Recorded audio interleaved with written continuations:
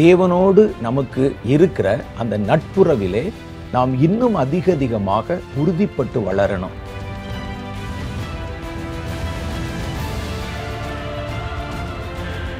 வேத தியானம் என்பது ஒரு ரட்சிக்கப்பட்ட புது நிலை கிறிஸ்தவனுக்கு மாத்திரமில்ல, தொடர்ந்து கர்த்தரோடு கூட வளர விரும்புகிற எல்லாருக்கும் அத்தியாவசியமான ஒன்று.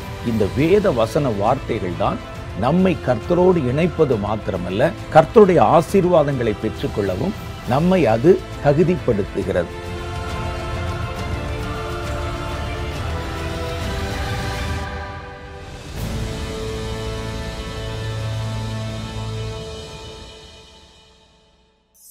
ஆண்டவராகிய இயேசு கிறிஸ்துவின் நாமத்தில் உங்கள் யாவருக்கும் என் அன்பின் நல்வாழ்த்துக்கள். இன்றைக்கு நம்ம பார்க்க போறது என்னன்னா, கர்த்தருடைய பிள்ளைகள், தேவனுக்குள்ளே வந்தவர்கள் தொடர்ந்து தேவனிடத்திலே வளரணும். தேவனோடு நமக்கு இருக்கிற அந்த நட்புறவிலே நாம் இன்னும் அதிகமாக உறுதிப்பட்டு வளரணும். அதுக்கு நம்ம என்ன செய்யணும் என்றால், கர்த்தருடைய வேதத்துல பல ஆலோசனைகள் சொல்லப்பட்டிருக்கிறது. அதுல குறிப்பா ஒன்று வேத தியானம். வேத தியானம் என்பது ஒரு ரட்சிக்கப்பட்ட புது நிலை கிறிஸ்தவனுக்கு மாத்திரமில்ல, தொடர்ந்து கர்த்தரோடு கூட வளர விரும்புகிற எல்லாருக்கும் அத்தியாவசியமான ஒன்று. அதிலும் புதுசா நீங்க இயேசுவை ஏற்றுக்கொண்டால் உடனே நீங்கள் வேதத்தை வாசிக்க துவங்கிவிட வேண்டும். வேத தியானம் என்பது ரொம்ப முக்கியமானது. ஏன் அப்படின்னு கேட்டா, இந்த வேத வசன வார்த்தைகள் தான் நம்மை கர்த்தரோடு இணைப்பது மாத்திரமல்ல, கர்த்தருக்குள்ளே நிலை நிற்கவும் கர்த்தருடைய ஆசீர்வாதங்களை பெற்றுக்கொள்ளவும் நம்மை அது தகுதிப்படுத்துகிறது. சங்கீத புஸ்தகம் 1வது அதிகாரம் 1, 2, 3 ஆகிய வசனங்களில் வேத தியானத்தினுடைய முக்கியத்துவம் நமக்கு சொல்லப்பட்டிருக்கிறது. அந்த வசனத்தை நான் உங்களுக்காக வாசிக்கிறேன் பாருங்க. துன்மார்க்கருடைய ஆலோசனையில் நடவாமலும் பாவிகளுடைய வழியிலே நில்லாமலும் பரியாசக்காரர் உட்காரும் இடத்தில் உட்காராமலும் கர்த்தருடைய வேதத்தில் பிரியமாயிருந்து இரவும் பகலும் அவருடைய வேதத்தில் தியானமாயிருக்கிற மனுஷன் பாக்கியவான். அவன் நீர்கால்களின் ஓரமாய் நடப்பட்டு தன் காலத்தில் தன் கனியை தந்து இலை உதிராதிருக்கிற மரத்தை போல் இருப்பான். அடுத்த வார்த்தை தான் ரொம்ப முக்கியம். அவன் செய்வதெல்லாம் வாய்க்கும் என்று எழுதப்பட்டிருக்கிறது. அப்ப இந்த வசனம் கர்த்தருக்குள்ளே புதிதாக பிறந்தவர்கள், கர்த்தரை புதுசா அறிந்து கொண்டவர்கள் அடுத்து என்ன செய்யணும் என்பதை படிப்படியாக நமக்கு சொல்லிக் கொடுக்கிறது. ஒன்று, துன்மார்க்கர்களுடைய ஆலோசனையில நடவாமல். நம்ம இதுக்கு முன்னால இயேசுவை அறியாமல் இருந்த போது, இயேசு உங்களுடைய வாழ்க்கையிலே தன்னை இணைத்துக் கொள்வதற்கு முன்னால உங்களுடைய நட்பு வட்டாரம் அல்லது உங்களோட கூட இருக்கிற பல தொடர்புகள் தேவனை அறியாதவர்களாகவே இருந்திருப்பாங்க. அதுல கொஞ்சம் பேர் நல்லவங்களும் இருக்கலாம், பல பேர் துன்மார்க்கரும் இருக்கலாம். சில சமயத்துல நாமும் கூட அந்த துன்மார்க்கமான கெட்ட பாவ பழக்கங்களுக்கு அடிமைப்பட்டிருக்கிறதுனால அது மாதிரியான சிநேகிதர்கள் நமக்கு இருக்கலாம். ரட்சிக்கப்பட்ட பிறகு நாம் அப்படிப்பட்ட சகல தொடர்புகளையும் துண்டித்து விட வேண்டும். நான் அப்படிதான் ரட்சிக்கப்படுவதற்கு முன்னால இயேசுவை அறியாமல் இருந்த காலத்துல மதுபான வெறி கொண்டு பல லாகிரி வஸ்துக்களை பயன்படுத்துகிறவனாக இருந்தேன். என்னுடைய கல்லூரி காலத்துல ரொம்ப ரகசியமாக அவைகள் வாங்கப்பட்டு என்னுடைய நண்பர்களால பயன்படுத்தப்படும். அப்ப நாங்கெல்லாம் ஒரு சின்ன குழுவாக, கூட்டமாக ஒரு 10, 20 பேர் இருப்போம்.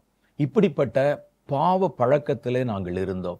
எப்போ பார்த்தாலும் புகைப்பிடிப்பது அல்லது ட்ரிங்க்ஸ் பண்றது, குடிக்கிறது, லாகிரி வஸ்துக்கள், வேற பொருள்களை உபயோகப்படுத்துவது என்று எங்களுடைய வாழ்க்கை போய்கொண்டிருந்தது. நான் கர்த்தரை ஏற்றுக்கொண்ட போது நான் தனி ஆளா, நான் ஒரு ஆள் தான் இயேசுவை ஏற்றுக்கொண்டேன். என் நண்பர்களிடத்திலே விளக்கி சொல்ல முற்பட்டால் அது அவர்களுக்கு விளங்கவில்லை. அவர்கள் முதல்ல கொஞ்சம் கேட்டாங்க, அப்புறம் நாளடைவில் என்னை ஏளனம் செய்ய ஆரம்பிச்சிட்டாங்க. ரொம்ப கிண்டல் கேலி பண்ண ஆரம்பிச்சிட்டாங்க. மறுபடியும் அந்த பாவத்திற்குள்ளே இழுப்பதற்கு முயற்சி பண்ணாங்க. சும்மா கொஞ்சம் குடிச்சிக்க, அதனால ஒன்றும் ஆகாது, ஒரு குடியை கூட உங்க கர்த்தர் தாங்க மாட்டாரா அப்படிலாம் கேட்பாங்க நிறையா. அப்போ கர்த்தர் எனக்கு கொடுத்த ஆலோசனை, பாவ பழக்கத்தில் இருக்கிற எல்லா தொடர்புகளையும் துண்டித்து விடு என்று. நான் கொஞ்சம் கொஞ்சமா என்னுடைய நட்பு வட்டாரத்தில் இருந்த இப்படிப்பட்ட பாவ பழக்க வழக்கத்தில் இருந்தவர்களை முழுவதுமாக நான் அவர்களை அப்புறப்படுத்திவிட்டு அவர்களுடைய சகல தொடர்புகளையும் துண்டித்து விட்டு நான் கர்த்தரிடத்திலே தனித்து வர ஆரம்பிச்சிட்டேன். இன்னும் சில நண்பர்கள் இருப்பாங்க, இப்படிப்பட்ட பாவ பழக்கத்துக்கு அடிமைப்படாதவங்க இருப்பாங்க. அவர்கள் என் கூட இருக்கக்கூடிய நண்பர்களுக்கு நான் இயேசுவை பற்றி கொஞ்சம் கொஞ்சமாக சொல்லி அவர்களில் சிலரை சில மாதங்களுக்குள்ளே, நான் ரட்சிக்கப்பட்ட சில மாதங்களுக்குள்ளே அவர்களையும் ரட்சிப்பின் அனுபவத்திற்குள்ளே கொண்டு வந்து விட்டேன். அதை பற்றி நம்ம இன்னொரு சமயத்தில் நம்ம பார்ப்போம். வேதம் சொல்லுது, நீங்கள் முதல்ல செய்ய வேண்டிய காரியம் துன்மார்க்கர்களுடைய சகல தொடர்புகளையும் முதல்ல நீங்கள் கட் பண்ணிடணும். ரெண்டாவது, பாவிகள் வழியிலே நில்லாமலும், பாவம் செய்கிறவங்களோட பாவ வழியிலே நீங்களும் போய் நிற்காமலும், அப்புறம் ஏளனம் பண்ணுகிற இந்த பரியாசக்காரர். பரியாசம் என்பது அது ஒரு பொல்லாத ஆவியினுடைய அடையாளம். அந்த பரியாச ஆவி வந்துச்சுன்னா சும்மா நம்ம கிண்டலுக்கும் கேலிக்கும் ஒரு வேடிக்கைக்கும் பேசுவது வேற. இந்த பரியாசம் என்பது வித்தியாசமானது. ரொம்ப சர்க்காஸ்டிக் என்று சொல்லுவார்கள். ஒருவரை ஒரு மாதிரி வெவ்வேறு விதமான அர்த்தங்கள்ல ஒருவருடைய மனம் புண்படுகிற மாதிரி கேலியும் கிண்டலும் செய்வது. இந்த பரியாசக்காரர் கடைசி நாட்கள்ல ஊழியர்கள்ல கூட நிறைய எழும்புவாங்க. அவங்க பேசுற வார்த்தைகளை பார்த்தாலே ஒரு கிண்டல், ஒரு கேலி. அவர் பெரியவர், வயசானவர், அதை பத்தி எதையுமே பார்க்க மாட்டாங்க. ஒரு கிண்டல், ஒரு கேலி. கர்த்தருடைய வசனத்தை சொன்னா கூட அந்த ஏளனமும் பரியாசமும் மிகுந்து காணப்படும். அப்படிப்பட்டவர்களுடைய உட்கார்ற இடத்துல கூட நீங்க உட்காராமலும், அடுத்து என்ன செய்யணுமா? இதுதான் முக்கியமானது. கர்த்தருடைய வேதத்திலே பிரியமாயிருந்து இரவும் பகலும் அவருடைய வேதத்தில் தியானமாயிருக்கிற மனுஷன் பாக்கியவான். அவனுக்கு என்ன நடக்குமா? அவன் நீர்க்கால்களின் ஓரத்துல, ஒரு தண்ணி ஓடுற ஓரத்துல நடப்பட்ட ஒரு மரம், அதோடைய வேருக்கு எப்பொழுதும் தண்ணீர் வந்து கொண்டே இருக்கும்.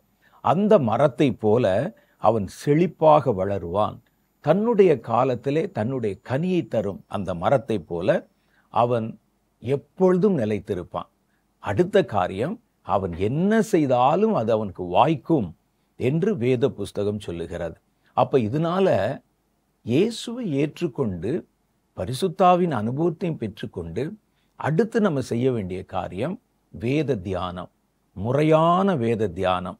ஏன் வேதத்தை தியானம் பண்ணணும் அப்படின்னு சொன்னா, இந்த புஸ்தகம், நம்ம பயன்படுத்துகிற இந்த புஸ்தகம் உலகத்தில் எழுதப்பட்டிருக்கிற எல்லா புஸ்தகங்களை விட மாறுபட்டது, வித்தியாசமானது, விசேஷமானது. ஏன் அப்படின்னு கேட்டிங்கன்னா, இந்த வேத வசன வார்த்தைகள் தேவனாலே எழுதப்பட்டது. கடவுள்தான் இதை எழுதி கொடுத்தார். மற்ற உலகத்தில் இருக்கிற எல்லா புத்தகங்களும் மனிதர்களாலே இயற்றப்பட்டவைகள், மனிதர்களாலே எழுதப்பட்டவைகள். இது கர்த்தராலே எழுதப்பட்டு கர்த்தருடைய ஆவியினாலே சாரமேற்றப்பட்ட ஒரு புஸ்தகம். அதனால்தான் பாருங்க, வேத புஸ்தகத்தை வாசிக்க துவங்கினவர்கள் அந்த வேதத்தை விட்டு விலக மாட்டாங்க. என் அனுபவத்துல நான் ஏறத்தாழ ஒரு 43 வருஷத்துக்கு முன்னால இந்த வேத புஸ்தகத்தை என் கையில் எடுத்தேன். தொடர்ந்து நான் தினம் வேதத்தை வாசிக்கிறேன். அப்படியானால் ஏறத்தாழ 40 வருஷம் நான் எத்தனை முறை அந்த வேதத்தை வாசித்திருப்பேன் என்று நீங்க யோசிச்சு பார்க்கணும். ஒரு புஸ்தகத்தை, அது எவ்வளவு நல்ல புஸ்தகமா, எவ்வளவு ரொம்ப இன்ட்ரெஸ்டிங்கான புஸ்தகமா இருந்தா கூட உலகத்தில் இருக்கிற ஒரு புஸ்தகத்தை ஒரு தடவை படிக்கலாம் அல்லது 2-3 முறை படிக்கலாம். அதுக்கு மேல அந்த புஸ்தகத்தில் வாசிப்பதற்கு ஒன்றும் இருக்காது. அதுக்கப்புறம் அந்த புஸ்தகத்தை வாசித்தா அந்த புஸ்தகத்துல எந்த சாரமும் நமக்கு தோன்றாது. அவ்வளவுதான் வாசிப்பாங்க, ஒரு புஸ்தகத்தை வாசிப்பாங்க. ஆனால் ஒரு மனிதன் தன் வாழ்நாள் முழுவதும் வாசிக்கக்கூடிய ஒரு புஸ்தகம்னா அது வேத புஸ்தகம்தான். பல முறை வாசித்தாலும் அந்த வேதம் நம்மோடு கூட இடைப்பட்டு புதிய புதிய காரியங்களை வெளிப்படுத்தி பேசும். நீங்க இன்னைக்கு ஒரு வசனத்தை படிக்கும்போது அந்த வசனம் நமக்கு ஒரு அர்த்தத்தை, ஒரு ஞானத்தை உண்டாக்கும். மறுமுறை நீங்கள் அதே வசனத்தை படிக்கும்போது இன்னும் அதிகப்படியான ஞானத்தையும் இன்னும் அதிகப்படியான காரியங்களையும் அது நமக்கு வெளிப்படுத்தும். மாத்திரமல்ல, இந்த வசனம் நம்மோடு கூட ஒரு ஆள் பேசுற மாதிரி பேசும். அதுதான் ரொம்ப வித்தியாசம். வேதத்தை தியானித்து வைத்துவிட்டு நீங்க ஒருவேளை கட்டில் படுத்திருந்தாலும் அல்லது ஏதாவது நீங்கள் பிரயாணப்பட்டா கூட இந்த வசனம் உங்களுக்குள் இருந்து ஒரு மனுஷன் பேசுற மாதிரி பேசும். குறிப்பாக இதை நம்ம எப்போ உணர முடியும் அப்படின்னு கேட்டா, ஒரு இக்கட்டான நேரத்துல, ஒரு முடிவெடுக்க வேண்டிய ஒரு நேரத்தில், ஒரு ஆலோசனைக்கு காத்திருக்கிற ஒரு நேரத்தில், அல்லது ரொம்ப சோகத்தில் துக்கத்தில் இருக்கிற ஒரு நேரத்தில், அந்த நேரத்தில் ஒரு நண்பன் நம்ம பக்கத்திலிருந்து எப்படி பேசுவாரோ அதே போல இந்த வசனம் மனுஷன் பேசுகிற மாதிரியே பேசும். உங்களுடைய மனதில் நீங்கள் நினைக்காத நேரத்தில் அந்த வார்த்தைகள் உங்களுக்கு நினைவூட்டப்பட்டு உங்களுடைய மனதை அது வியாபித்து உங்களுடைய சூழ்நிலையை அப்படியே நன்மைக்கு இதுவாக மாற்றிவிடும். வேதம் மனிதன் போல நம்மோடு கூட உலாவுகிறதையும் மனிதர் போல நம்மோடு கூட சம்பாஷிக்கிறதையும் வேதத்தோடு கூட நெருங்கி பழகிறாங்கல்ல, அவர்களால் தான் அதை உணர்ந்து கொள்ள முடியும். நீங்கள் அதனால் என்ன செய்யணும்? இந்த வேத புஸ்தகத்தை வாசிக்கணும். இவைகள் மனுஷனுடைய வார்த்தை அல்ல, இது தேவனுடைய வார்த்தை. கர்த்தருடைய வசனம் எல்லாம், வேத வசனம் எல்லாம் தேவனுடைய வார்த்தை என்று வேதம் சொல்லுகிறது. 1 தெசலோனிக்கேயர் புஸ்தகம் 2வது அதிகாரம் 13வது வசனம். அது என்ன சொல்லுதுன்னா, ஆகையால் நீங்கள் தேவ வசனத்தை எங்களாலே நீங்கள் கேள்விப்பட்டு ஏற்றுக்கொண்ட போது அதை மனுஷர் வசனமாக ஏற்றுக்கொள்ளாமல் தேவனுடைய வசனமாகவே ஏற்றுக்கொண்டதினாலே நாங்கள் இடைவிடாமல் தேவனுக்கு ஸ்தோத்திரம் செலுத்துகிறோம். அது மெய்யாகவே தேவ வசனம்தான். அது மனுஷனுடைய வசனம் அல்ல. நீங்களும் சும்மா கற்பனையா இது தேவனுடைய வசனமோ என்று நினைக்கவும் இல்லை. அது உண்மையிலேயே தேவனுடைய வசனம்தான். விசுவாசிக்கிற உங்களுக்குள்ளே அது பெலனை கொடுக்கிறது. அந்த வசனத்தை நீங்க விசுவாசிச்சீங்கன்னா, இயேசுவை விசுவாசிச்சீங்கன்னா, அந்த வசனம் உங்களுக்கு ஒரு ஆவிக்குரிய ஆற்றலை கொடுக்கிறது, ஒரு புது பெலனை கொடுக்கிறது. அப்ப இந்த வசனம் தேவனுடைய வசனம். இந்த வசனம் ஒரு மனிதன் போல அல்லது ஒரு நண்பன் போல நம்முடைய வாழ்க்கையிலே தன்னை இணைத்துக் கொள்ளுகிற வசனம்.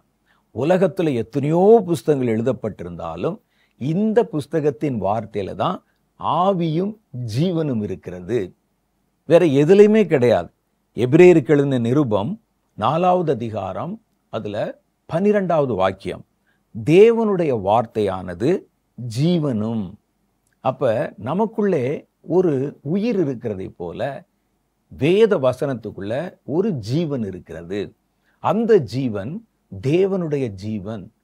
ஆண்டவருடைய உயிர் இருக்கே, அவருடைய ஜீவன் இருக்கே, அந்த ஜீவன் அந்த வேத வசனத்துக்குள்ளே இருக்குது. அதனால தான் அது என்ன செய்யுதுன்னா, ஒரு மரித்த வசனத்தை போல அல்லது சும்மா எழுதப்பட்ட ஒரு வசனத்தை போல காணப்படாம கிரியை செய்கிற, செயல்படுகிற, ஆலோசனை தருகிற, உங்களோட கூட இடைப்படுகிற, உங்களோட சம்பாஷிக்கிற ஒரு வார்த்தையாக அது காணப்படுகிறது. அதை நான் சொல்றதை விட நீங்க அதை வாசித்து அதுல கொஞ்சம் கொஞ்சமா அந்த வார்த்தைகளை நீங்கள் சுவைக்க ஆரம்பிக்கும் போது நீங்கள் அதை தெளிவாக புரிந்து கொள்வீர்கள். என்னால் இவ்வளவுதான் விளக்கமா சொல்ல முடியுது. ஆனா நீங்களே வேதத்தை முறையா வாசி பார்த்தீங்கன்னா அந்த அனுபவமே வித்தியாசமா இருக்கும். ஒரு நண்பன் போல உங்களுடைய நல்லது கெட்டதுகளில் ஒரு ஆலோசனை தந்து உங்களை வழிநடத்துகிற ஒரு ஆசானை போல, கற்றுக் கொடுக்கிற ஒரு ஆசானை போல இந்த வேத வசனம் நம்முடைய வாழ்க்கையின் ஒவ்வொரு கட்டத்திலும் இயங்குகிறதையும் செயல்படுகிறதையும் பிரத்யட்சமா நம்ம பார்க்க முடியும். அதனால்தான் தொடர்ந்து 40 வருஷங்கள், சிலர் 100 வயசு வரைக்கும் இருந்தால் 100 வருஷம் வரைக்கும் இந்த வேத புஸ்தகத்தை தொடர்ந்து வாசித்து கொண்டே இருக்கிறார்கள். அதை வாசிக்க வாசிக்க பல்வேறு விதமான காரியங்களும் ஆவிக்குரிய உயிரோட்டமும் உயிர்ப்பும் நமக்குள்ளே கிடைக்கிறது. வேதம் எதற்காக மனுஷனுக்கு கொடுக்கப்பட்டது? ஏன் கர்த்தர் இந்த வேத புஸ்தகத்தை நமக்கு கொடுத்தார் அப்படின்னா, நான் ரொம்ப சிம்பிளா உங்களுக்கு சொல்ல விரும்புகிறேன். நீங்க கடைக்கு போறீங்க, மார்க்கெட்டுக்கு போறீங்க, புதுசா ஒரு எலக்ட்ரானிக் பொருள் ஒன்று இருக்குது. ஒரு வாஷிங் மிஷின் வச்சுங்களேன். அது அப்போதான் நீங்க புதுசா பார்க்குறீங்க. அந்த வாஷிங் மிஷின் துணி துவைக்கும், இதெல்லாம் செய்யும்னு சொல்லி யாரோ சொல்லி கேள்விப்பட்டிருக்கிறீங்க. நீங்க அந்த வாஷிங் மிஷினை போய் அதை விலைக்கு வாங்கும்போது அந்த எந்திரத்தோட கூட சேர்ந்து ஒரு சின்ன புஸ்தகம் கொடுப்பாங்க. பார்த்துருக்கீங்களா? ஒரு வாட்ச் வாங்கினா கூட அதுக்கு ஒரு புஸ்தகம் கொடுக்குறாங்க. ஒரு புத்தகம் அதோடு கூட இருக்கும். அந்த புஸ்தகத்தில் என்ன இருக்குன்னு கேட்டா, நீங்கள் வாங்கி கொண்டிருக்கிற இந்த பொருளை எப்படி உபயோகப்படுத்தணும், இதுல ஒரு ரிப்பேர் வந்துச்சுன்னா அதை எப்படி சரி செய்யணும், இது எப்படியெல்லாம் உபயோகப்படுத்தணும், எப்படி உபயோகப்படுத்தக்கூடாது என்பதெல்லாம் அதில் விளக்கமா போட்டிருப்பாங்க. வேதம் சொல்லுகிறது, கர்த்தர் வானத்தையும் பூமி உண்டாக்கி பூமியை மனுபுத்திரரின் கையிலே கொடுத்தார். கர்த்தர் என்ன செஞ்சாராம்? பூமியை உண்டாக்கி பூமியை ஆண்டு கொள்ளும்படி மனிதன் கையிலே அதை கொடுத்தாராம். ஒரு வாஷிங் மிஷின் வாங்கும் போதே, ஒரு ரெஃப்ரிஜரேட்டர் வாங்கும் போதே ஒரு புஸ்தகத்தை கொடுத்து ஹவு டு யூஸ், எப்படி உபயோகப்படுத்துவது என்று உங்களுக்கு விளக்க புஸ்தகத்தை தந்தா, இவ்வளோ பெரிய உலகத்தை கர்த்தர் மனிதன் கையில் கொடுத்து அதற்கு ஒரு விளக்க புஸ்தகத்தை கொடுக்க மாட்டாரா? அந்த புஸ்தகம்தான் இந்த வேதம். இந்த வேதம் இந்த உலகத்தில் நீங்கள் எப்படி வாழ வேண்டும், இந்த உலகத்தின் காரியங்களை எந்த அளவுக்கு உபயோகப்படுத்தணும், எப்படி இந்த காரியங்களை மிஸ்யூஸ் பண்ணக்கூடாது, நீங்கள் எப்படி பயன்படுத்தினால் இதில் உங்களுக்கு பிரயோஜனம் உண்டாகும் என்ற பல காரியங்களை உங்களுக்கு கற்பிப்பதற்காகவும், உங்களை குறித்த தேவனுடைய நோக்கம், திட்டம், கர்த்தர் உங்களை எதற்கு இந்த பூமியில வச்சிருக்கிறார் போன்ற பல கேள்விகளுக்கு விடை கொடுப்பதற்கும் கர்த்தரால எழுதி கொடுக்கப்பட்ட ஒரு புஸ்தகம்தான் இந்த வேதாகம புஸ்தகம். அதனால தேவனுடைய பிள்ளைகள் வேத புஸ்தகத்தை தொடர்ந்து வாசிக்கணும். அதுல அவர்களுக்கு தினம் ஒரு செய்தியை கர்த்தர் வைத்திருப்பார். அதான் ரொம்ப முக்கியமானது. கர்த்தர் நம்ம இந்த உலகத்துல வழி நடத்துவதற்கு தம்முடைய வாயின் வார்த்தைகளை ஒரு நூலாக எழுதி கொடுத்தது பேர் தான் வேதாகமம். இந்த வசனங்கள்ல உயிரும் உயிர்ப்பிப்பும் இருக்கிறது. இதை வாசிக்கிறவர்களுக்கு ஒரு ஜீவன்ல புது பலன் உண்டாகிறதை தெளிவாக நம்ம உணர முடிகிறது. இரண்டாவது காரியம் பாருங்க, எதற்கு அவர் இந்த வேதத்தை நம் கைகளிலே கொடுத்தார்? இரண்டாவது காரியம், இந்த வேத வசனத்தினாலே நமக்கு நித்திய ஜீவன் உண்டாகிறது. அது என்ன நித்திய ஜீவன் என்றால் என்ன அப்படின்னு ஒரு கேள்வி வரும். ஒரு மனிதன் இந்த உலகத்துல பிறந்து வளர்ந்து வாழ்கிறதை பார்க்கிறோம். அதே நேரத்தில் அந்த மனிதன் தன் காலம் முடியும் போது மரணம் அடைகிறதை பார்க்கிறோம். மரணம் அடைந்த பின்பு அவர்கள் என்ன ஆகிறார்கள் என்பது நமக்கு தெரிவதில்லை. ஒவ்வொருவரும் ஒவ்வொரு கற்பனையா ஒரு கதை சொல்லுவாங்க. ஒரு மனிதன் மரித்து விட்டான், நேத்து வரைக்கும் உட்கார்ந்திருந்தார், நேத்து பேசிக்கிட்டு இருந்தார், இன்னைக்கு அவர் இல்லை. நம்ம போய் அந்த துக்க வீட்டில் அவர்களுடைய துக்கத்தில் நாம் அதில் கலந்து கொண்டோம், பங்கு பெற்றோம். வேலையெல்லாம் முடிந்து அவரை அடக்கம் பண்ணி விட்டு வீட்டுக்கு திரும்பி வந்து விட்டோம். ஆனால் நம்ம யோசிச்சோமா, நம்ம இங்கே வந்துட்டோம், அவர் எங்கே போயிருப்பாரு, இந்த நேரம் அவர் எங்கே இருப்பாரு நமக்கு தெரியாது. மரணத்துக்கு பிறகு வாழ்க்கை இருக்குதா, அல்லது மரணத்துக்கு பிறகு வாழ்க்கை இல்லாமல் முடிஞ்சிருதா அப்படின்னு யோசிச்சு பார்த்தா அதற்கும் நமக்கு விடை கொடுக்க முடியவில்லை. காரணம், மரணத்துக்குள்ளே போயிட்டு மறுபடியும் உயிர்த்து வந்தவர்களை நம்ம பக்கத்தில் யாரையும் பார்க்க முடிவதில்லை. அதனால அது எப்படி இருக்கும் அந்த அனுபவம், மரணத்துக்கு பிறகு என்ன ஆனீர்கள் என்று யாரிடத்துல நம்ம விசாரிக்க முடிவதில்லை. ஆனால் வேதம் நமக்கு மரணத்துக்கு பிறகு ஒரு வாழ்க்கை இருக்கிறது என்று சொல்லுகிறது. அந்த வாழ்க்கைக்கு பேர் தான் நித்திய வாழ்க்கை. நித்திய வாழ்க்கை அப்படின்னா என்ன அர்த்தம்னா, முடிவே இல்லாத ஒரு வாழ்க்கை. ஒரு மனிதனுக்குள்ளே இருக்கிற ஜீவன், அவனுக்குள்ள இருக்கிற ஆவி, இவன் மரித்த பிறகு சரீரம்தான் தன் கூட்டை கீழே இழந்து விடுகிறது. ஆனா அந்த ஆவி என்ன செய்யுதுன்னா, வெளியே புறப்பட்டு தன்னை உண்டாக்கின தேவனிடத்தில் சேருவதற்கு அது பிரயாசப்படுகிறது. அந்த ஆவியை யாரும் அழிக்க முடியாது. அந்த ஆவி நித்தியம் உள்ளது. ஏனென்றால் அந்த ஆவி கர்த்தரிடத்திலிருந்து வந்தது. கர்த்தர் முதல்ல மனுஷனை மண்ணில் உண்டாக்கி, ஆதியாகமம் புஸ்தகம் படிச்சிருப்பீங்களே, தம்முடைய ரூபத்தின்படியும் சாயலின்படியும் அவனை உண்டாக்கி தம்முடைய நாசியின் சுவாசத்தை அவனுக்குள் ஊதினார். அப்பொழுது அவன் ஜீவாத்மாவானான். அப்ப நமக்குள் இருக்கிற ஆவி கர்த்தரிடத்திலிருந்து வந்தது, சரீரம் மண்ணிலிருந்து பெறப்பட்டது. அது அதனுடைய சுபாவத்தை பெற்றிருக்கும். இந்த மண்ணிலே இருக்கிற எல்லாம் அழியக்கூடிய தன்மை உள்ளது. கர்த்தரோ நித்தியர். நித்தியர்னா முடிவில்லாதவர். அவருக்கு மரணம் என்பதே கிடையாது, அழிவு என்பதே கிடையாது. அவரிடத்திலிருந்து வந்த ஜீவன் ஆவி நமக்குள்ள இருக்குது. அது அழியாது, அழிக்க முடியாது. அவன் யாரா இருந்தாலும் சரி, நல்லவனோ கெட்டவனோ, அந்த ஆவியை யாரும் அழிக்க முடியாது. வேதத்துல அந்த ஆவியினுடைய அழிவு என்று எதை சொல்லுதுன்னா, அந்த ஆவி பெறப்போகிற ஆக்கினை தண்டனையை சொல்லுகிறது. அதுலேயும் அந்த ஆவி, அந்த ஆத்துமா மரித்து போகாது. ஒருவேளை நரகத்தீயிலே தள்ளப்படுவதாக வெளிப்படுத்தின விசேஷத்தில் சொன்னாலும் அங்கே அவர்கள் நித்திய காலமாய் வாதிக்கத்தான் படுவார்கள் ஒழிய இல்லாம இல்பொருளாக மாற மாட்டாங்க. அப்ப நமக்கு இருக்கக்கூடிய அந்த நித்திய வாழ்க்கை இருக்கு பாருங்க, அந்த நித்திய வாழ்க்கையை தேவனோடு கூட இணைத்து ஒரு புது ஜீவனை கொடுப்பது, அதுக்கு பேர் தான் நித்திய ஜீவன்.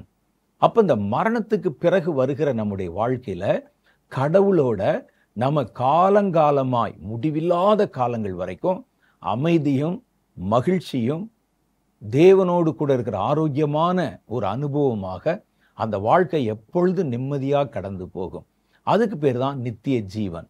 ஒருவன் கர்த்தர் இல்லாம மரித்தால், பாவம் செய்து மரித்தால், அவனுடைய ஆத்துமா எரிகிற நெருப்புல அக்னி கடல்ல ஒரு தண்டனை களத்திலே அது தள்ளப்படும் என்று கர்த்தருடைய வேதம் சொல்லுது. அங்கே அழுகை உண்டாயிருக்கும், மிகுந்த ஒரு துக்கம் உண்டாயிருக்கும், ஒரு வேதனை உண்டாயிருக்கும், ஒரு பற்கடிப்பு உண்டாயிருக்கும், புலம்பல் உண்டாயிருக்கும், கொடிய வேதனை இருக்கும். ஆனா மரணம் வராது, அழிய மாட்டாங்க, உள்ளே வாதிக்கப்பட்டு கொண்டே இருப்பார்கள். அப்ப இதுல இந்த ஆக்கினை தண்டனைக்கு தப்பிச்சு கர்த்தரோட கூட இருக்கிற பரலோக அனுபவம் இருக்கு பாருங்க, அதுக்கு பேர் தான் நித்திய ஜீவன். இந்த நித்திய ஜீவனை நீங்கள் பெறுவதற்கு வேத வசனம்தான் நமக்கு உதவி செய்கிறது. யோவானுடைய சுவிசேஷம் 5வது அதிகாரம் 39வது வசனம் இப்படி சொல்லுகிறது: வேத வாக்கியங்களை ஆராய்ந்து பாருங்கள், உங்களுக்கு நித்திய ஜீவன் உண்டு என்று எண்ணுகிறீர்களே, என்னை குறித்து சாட்சியிடுகிறவைகளும் அவைகளே. இந்த நித்திய ஜீவன் கர்த்தருடைய வார்த்தையினாலே நமக்கு வருகிறது. இந்த வாழ்க்கை தேவனோடு எப்பொழுதும் வாழ்கிற ஒரு வாழ்க்கை. அப்ப கர்த்தருடைய வார்த்தை தான் அந்த நித்திய ஜீவனை அடையக்கூடிய ஒரு சாயலை, ஒரு தோற்றத்தை நம்முடைய ஆவிக்கு கொண்டு வருகிறது. அதான் ரொம்ப முக்கியம். பரலோகத்தில் இருக்கிறவங்களுக்குன்னு ஒரு குணம் இருக்கு. பரலோகத்தில் இப்படிப்பட்டவர்கள் தான் வாழ முடியும் என்ற ஒரு நியமம் இருக்கிறது. இப்ப நம்ம உலகத்துல வாழ்றது வேற மாதிரி வாழ்க்கை. பரலோகத்துல வாழ்வதற்கென்று சில சட்டதிட்டங்கள் இருக்கிறது, சில நியமங்கள் இருக்கிறது, சில தோற்றங்கள் இருக்கிறது, சில சுபாவங்கள் இருக்கிறது. அவைகள் எல்லாவற்றையும் உருவாக்குவதற்கு கர்த்தர் எழுதி கொடுத்த வேத வசனம்தான் இந்த வார்த்தைகள். இந்த வார்த்தைகள் பரலோக சாயலை நீங்கள் அடைந்து கொள்ளவும், பரலோகத்தினுடைய சுபாவங்களை பெற்றுக்கொள்ளவும், பரலோகத்தோடு இணைக்கப்பட தகுதி உள்ளவர்களாகவும் உங்களை இது மாற்றுகிறது என்பதை விளங்கிக் கொள்ள வேண்டும். 3வது காரியம் பாருங்க, எதற்கு அவர் இதை எழுதி கொடுத்தார்? அவர் நம்மோடு கூட வாசம் செய்வதற்காக. பரலோகத்துல மாத்திரம் இல்ல, பூமியில இருக்கும்போதே உங்க கூட அவர் வாசம் செய்வதற்காக அவர் தம்முடைய வார்த்தைகளை நமக்கு எழுதி கொடுத்தார். யோவானுடைய சுவிசேஷம் 1வது அதிகாரம் 1வது வசனமும் 14வது வசனமும், அது ரெண்டையும் சேர்த்து படிச்சு பார்த்தா ஒரு காரியம் நமக்கு தெரிகிறது. ஆதியிலே வார்த்தை இருந்தது, அந்த வார்த்தை தேவனிடத்தில் இருந்தது, அந்த வார்த்தை தேவனாக இருந்தது. யாரை பற்றி சொல்லுது? இயேசுவை பற்றி சொல்லுகிற ஒரு முன்னுரை.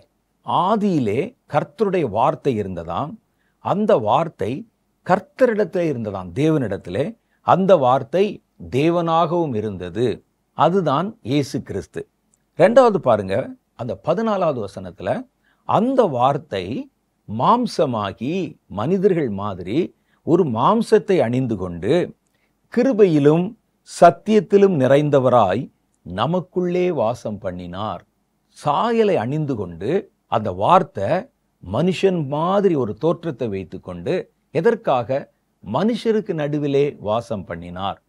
மனுஷரோட மனுஷரா அவர் வாசம் பண்ணுவதற்கு அந்த வார்த்தை ஒரு மாம்ச சாயலை தரித்து கொண்டது. அப்ப கர்த்தர் இன்றைக்கு என்ன செய்கிறார்னா, அந்த வார்த்தை ஆவியின் வடிவமாகி நமக்குள்ளே வாசம் பண்ணுகிறார். அப்ப கர்த்தருடைய வார்த்தையை நீங்கள் வாசித்து வாசித்து எவ்வளவு தூரத்துக்கு உங்களுடைய மனதை நிரப்புறீங்களோ, அது வெறும் வார்த்தை அல்ல, சொல்லப்பட்ட ஒரு வசனம் அல்ல, அது கர்த்தர். ஏன்னா சொல்லுது, அந்த வார்த்தை தேவனாக இருந்தது. அந்த வார்த்தை உங்களுக்குள்ள எவ்வளவுக்கு எவ்வளவு இருக்குதோ அவ்வளவுக்கு அவ்வளவு தேவன் உங்களோட நிறைந்திருக்கிறார். அவ்வளவு அந்யோன்யமாக இருக்கிறார். அவ்வளவு நெருக்கமான ஒரு உறவை உங்களுக்குள் ஏற்படுத்தி இருக்கிறார் என்பதை அது நமக்கு சொல்லுகிறது. பாருங்க, ஒருவர் இருக்கிறாரு, அவர் நமக்கு நண்பராகிறார். அந்த நண்பர் ஆன உடனே அவர் நண்பராக நம்ம ஏற்றுக்கொண்டு விட்டோம். ஆனால் அந்த நட்பு வளர்றதுக்கு நம்ம என்ன செய்யறோம்னா, அவரை அடிக்கடி சந்தித்து உரையாடுகிறோம், பேசுகிறோம். நாளடைவில் அந்த நண்பரோடு நம்ம சீர்பொருந்தி போகும்போது மணிக்கணக்காக பேசிட்டே இருக்கிறோம். மனம் விட்டு பேச பேச ஒரு அந்யோன்யம் நமக்குள்ளே உண்டாகி விடுகிறது. முதல் கட்டமாக ஒரு நட்பை நம்ம சந்திக்கும் போது அவ்வளோ அந்யோன்யம் இருக்கிறது இல்லை. வாங்க, ஹலோ, சாப்பிட்டீங்களா, தூங்குனீங்களா, நல்லா இருக்கீங்களா, இவ்வளோதான் நம்ம கேட்போம். அதுக்கு பிறகு பழக பழக பழக பாருங்க, ரொம்ப நெருக்கமான ஒரு அனுபவம் வந்துவிடும். ரட்சிக்கப்பட்டீங்க, பரிசுத்த ஆவியை பெற்றீங்க, கர்த்தர் உங்களோடு கூட இணைக்கப்பட்டார். இப்போ இந்த இணைப்பை, இந்த நட்பை நம்ம இன்னும் நெருக்கமுள்ளதா மாற்றணும்னா நீங்க அவர்கிட்ட பேசணும், அவர் உங்ககிட்ட பேசணும். இந்த ரெண்டுக்கும் இடையிலே கொடுக்கப்பட்ட அந்த இணைப்பு தான் வேத வசனம். இந்த வேத வசனத்தோடு கூட நீங்கள் நெருங்கி பழக பழக பழக கர்த்தரோட கூட தேவனுக்குள்ளே நீங்கள் அசையாத அஸ்திபாரமாக கட்டப்பட்டு விடுகிறீர்கள். உங்களுக்கும் அவருக்கும் இடையில் இருக்கிற உறவு என்பது அதிகமாக உறுதிப்பட ஆரம்பிக்கிறது. அதை செய்வது வேத வசனம்தான். இது கொடுக்கறதுக்கு தான், உங்களுக்குள்ளே வாசம் பண்ணுறதுக்கு தான், வசனத்தின் வடிவிலே வாசம் பண்ணுறதுக்கு தான் கர்த்தர் தம்முடைய வார்த்தையை நமக்கு எழுதி கொடுத்தார். ஏன்னா இயேசு கிறிஸ்து தான் அந்த வார்த்தை என்று வேதம் சொல்லுகிறது. அப்புறம் அடுத்து பாருங்க, வேதம் மனிதர்களுடைய வாழ்க்கையில் எப்படியெல்லாம் செயல்படுகிறது. நம்ம பார்க்குற இந்த வேத புஸ்தகம் உங்கள் பர்சனல் வாழ்க்கையில் எப்படியெல்லாம் அது வேலை செய்யும் அப்படின்னு சில காரியம் சொல்லுகிறது. ஒன்று, சத்துருவை ஜெயிப்பதற்கு உதவுகிறது. இது பார்த்தா வெறும் வார்த்தை மாதிரி தான் தெரியும். ஆனால் இந்த வார்த்தை சத்துருனா எதிரியை ஜெயிப்பதற்கு உதவி செய்கிறது. யார் அந்த எதிரி? நமக்கு எல்லாருக்கும் தெரியும், இந்த உலகத்தில் கடவுள் மாதிரி அதற்கு எதிரான வேறொரு சக்தி இருக்கிறது. அதுக்கு பேரு எதிர்மறை சக்தி, எதிராளி சாத்தான் என்று சொல்லுகிறோம். அவன் அதிகமாக யார் கண்ணுக்கும் தட்டுப்படுகிறது இல்லை. ஆனால் அவனுடைய செய்கைகளையும் கிரியைகளையும் பூமியில நம்ம அதிகமாக பார்க்குறோம். ஒரு இடத்துல ஒரு திருட்டு நடந்தா அதுக்கு பின்னால இந்த சாத்தான் இருப்பான். ஒரு ஆள் ஒருவனை ஏமாற்றினால் அவனுக்கு பின்னால இந்த சாத்தான் இருப்பான். உலகத்தில் இருக்கிற எந்த எதிர்மறை காரியங்களுக்கும், நெகட்டிவ் காரியங்களுக்கும் பின்னால ஒரு எதிராளி இருக்கிறான். இந்த எதிராளியை குறித்து வேதம் என்ன சொல்லுதுன்னா, அவன் மனுஷ கொலைபாதகனாக இருக்கிறான். மனுஷன் மேலதான் அவனுக்கு ஒரு எதிர்ப்பு, ஒரு வெறுப்பு. அந்த திருடன் ஒரு மனுஷனிடத்திலே திருடவும் அவனை கொல்லவும் அழிக்கவும் வருகிறான். அவன் மனுஷ கொலைபாதகன் என்று வேதம் சொல்லுது. கொஞ்சம் நீங்க அசந்தீங்கன்னா அந்த தீமையினாலே உங்களை மூடிக்கொண்டு நம்முடைய ஜீவனை இழக்க வைத்து நம்மை அழிப்பதுதான் அவனுடைய நோக்கம். அப்ப இந்த சாத்தான் உலகம் முழுவதும் எங்கும் வியாபித்திருக்கிறான். அவன் பொதுவாகவே எல்லா மனிதர்களுக்கும் எதிரிதான். ஆனா குறிப்பா கடவுளுடைய பிள்ளைகள் இருக்கிறாங்க பாருங்க, நேர்மறை வாழ்க்கைக்கு போறாங்க பாருங்க, அவனை விட்டுறக்கூடாது. அவனை எப்படி அழிச்சே தீரணும். ஒன்று ஆசை காட்டணும், அல்லது மிரட்டணும், அல்லது அவனை பிரச்சனையில சிக்க வைக்கணும், அவனுடைய விசுவாசத்தை இழக்க வைக்கணும். எப்படியாவது அவனை கடவுளை விட்டு ரெண்டா பிரிச்சிடணும்.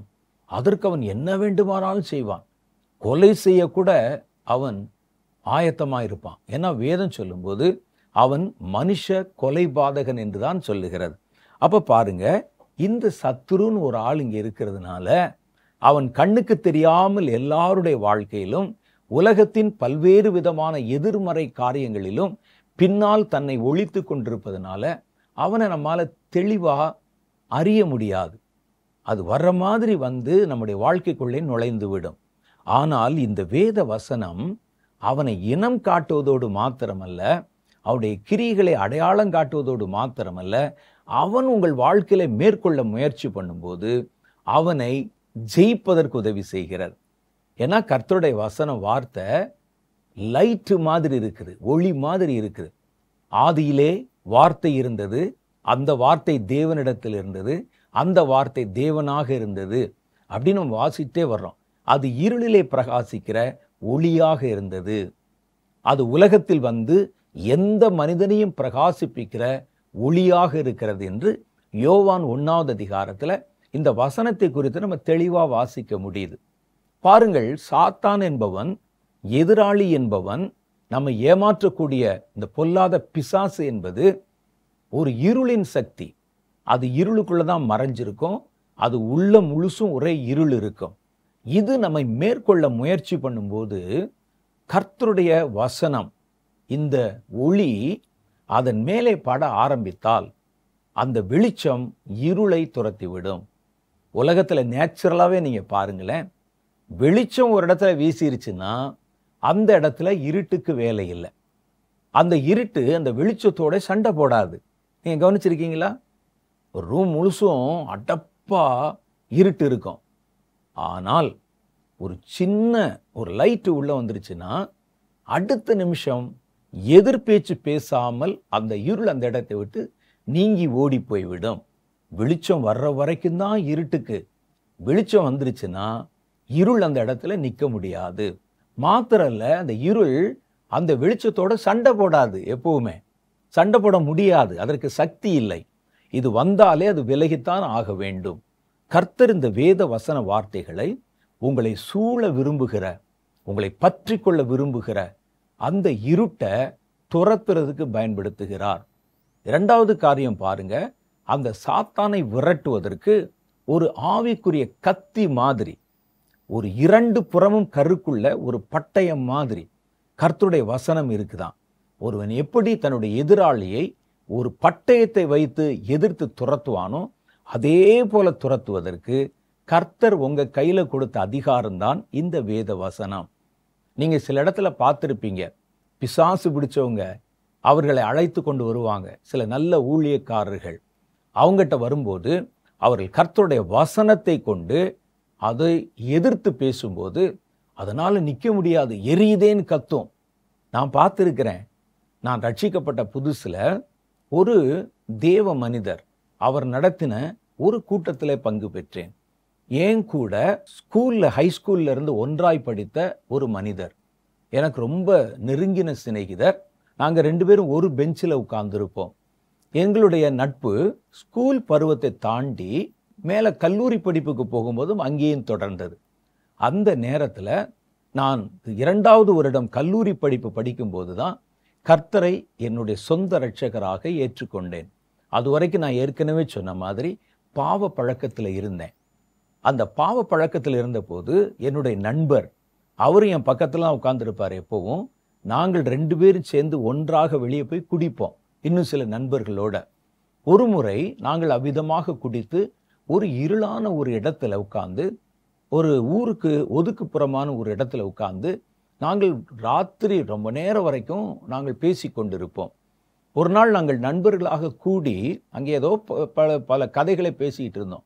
அப்போ இந்த குறிப்பிட்ட நண்பர் சொன்னார், எனக்கு ஏதோ சரீரத்தில் பலவீனமோ அல்லது சாப்பிட்டு வரேன்னு ஏதோன்னு சொல்லிட்டு, நான் இப்போ போயிட்டு இப்போ கொஞ்ச நேரத்தில் வந்துடுறேன், வந்து உங்களோட நான் மறுபடியும் இணைந்து கொள்ளுகிறேன்னு சொல்லிட்டு அவர் போயிட்டார். ஒரு 5 நிமிஷத்தில் வர்றேன்னு போனவர் ஒரு 10 நிமிஷம் காணும். இது நடந்த காரியம்.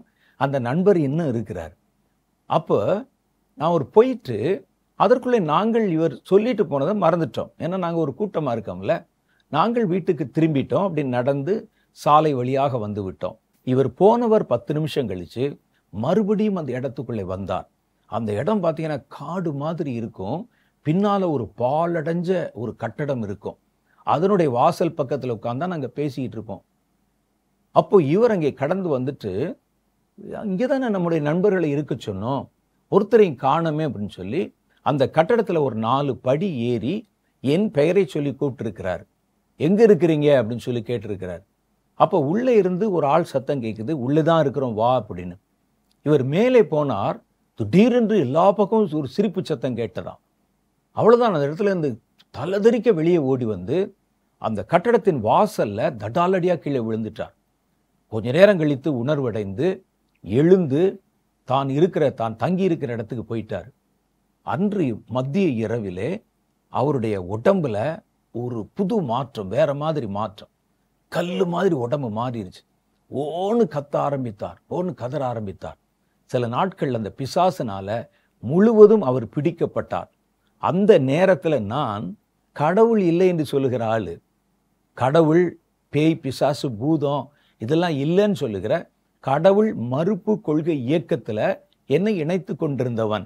அந்த நண்பர் அந்த இயக்கத்தில் இருக்கிறாரு. அப்போ நீங்கள் பார்த்தீங்கன்னா அவருடைய சரீரத்தை முறுக்கி போட்ட மாதிரி முறுக்கிறோம். அவர் பக்கத்தில் இருக்கிற ஒரு கிராமத்தை சேர்ந்தவர். அந்த கிராமத்துக்கு அவருடைய தகப்பனார் அவருடைய அந்த கல்லூரி படிப்பை டிஸ்கண்டினியூ பண்ணி அவரை அழைத்து கொண்டு போய்விட்டார். நாங்கள் அவருடைய சுகவீனத்தை கேள்விப்பட்டு நானே கண்ணால் நேராக போய் அவர் வீட்டுக்கு அவரை பார்க்க போனேன். மற்ற நேரத்தில் நல்லா தான் பேசிக்கிட்டு இருப்பார். திடீரென்று என்னமோ செய்யும், பார்த்து கொண்டே இருப்பார். முகமெல்லாம் விகாரமாய் மாறிவிடும்.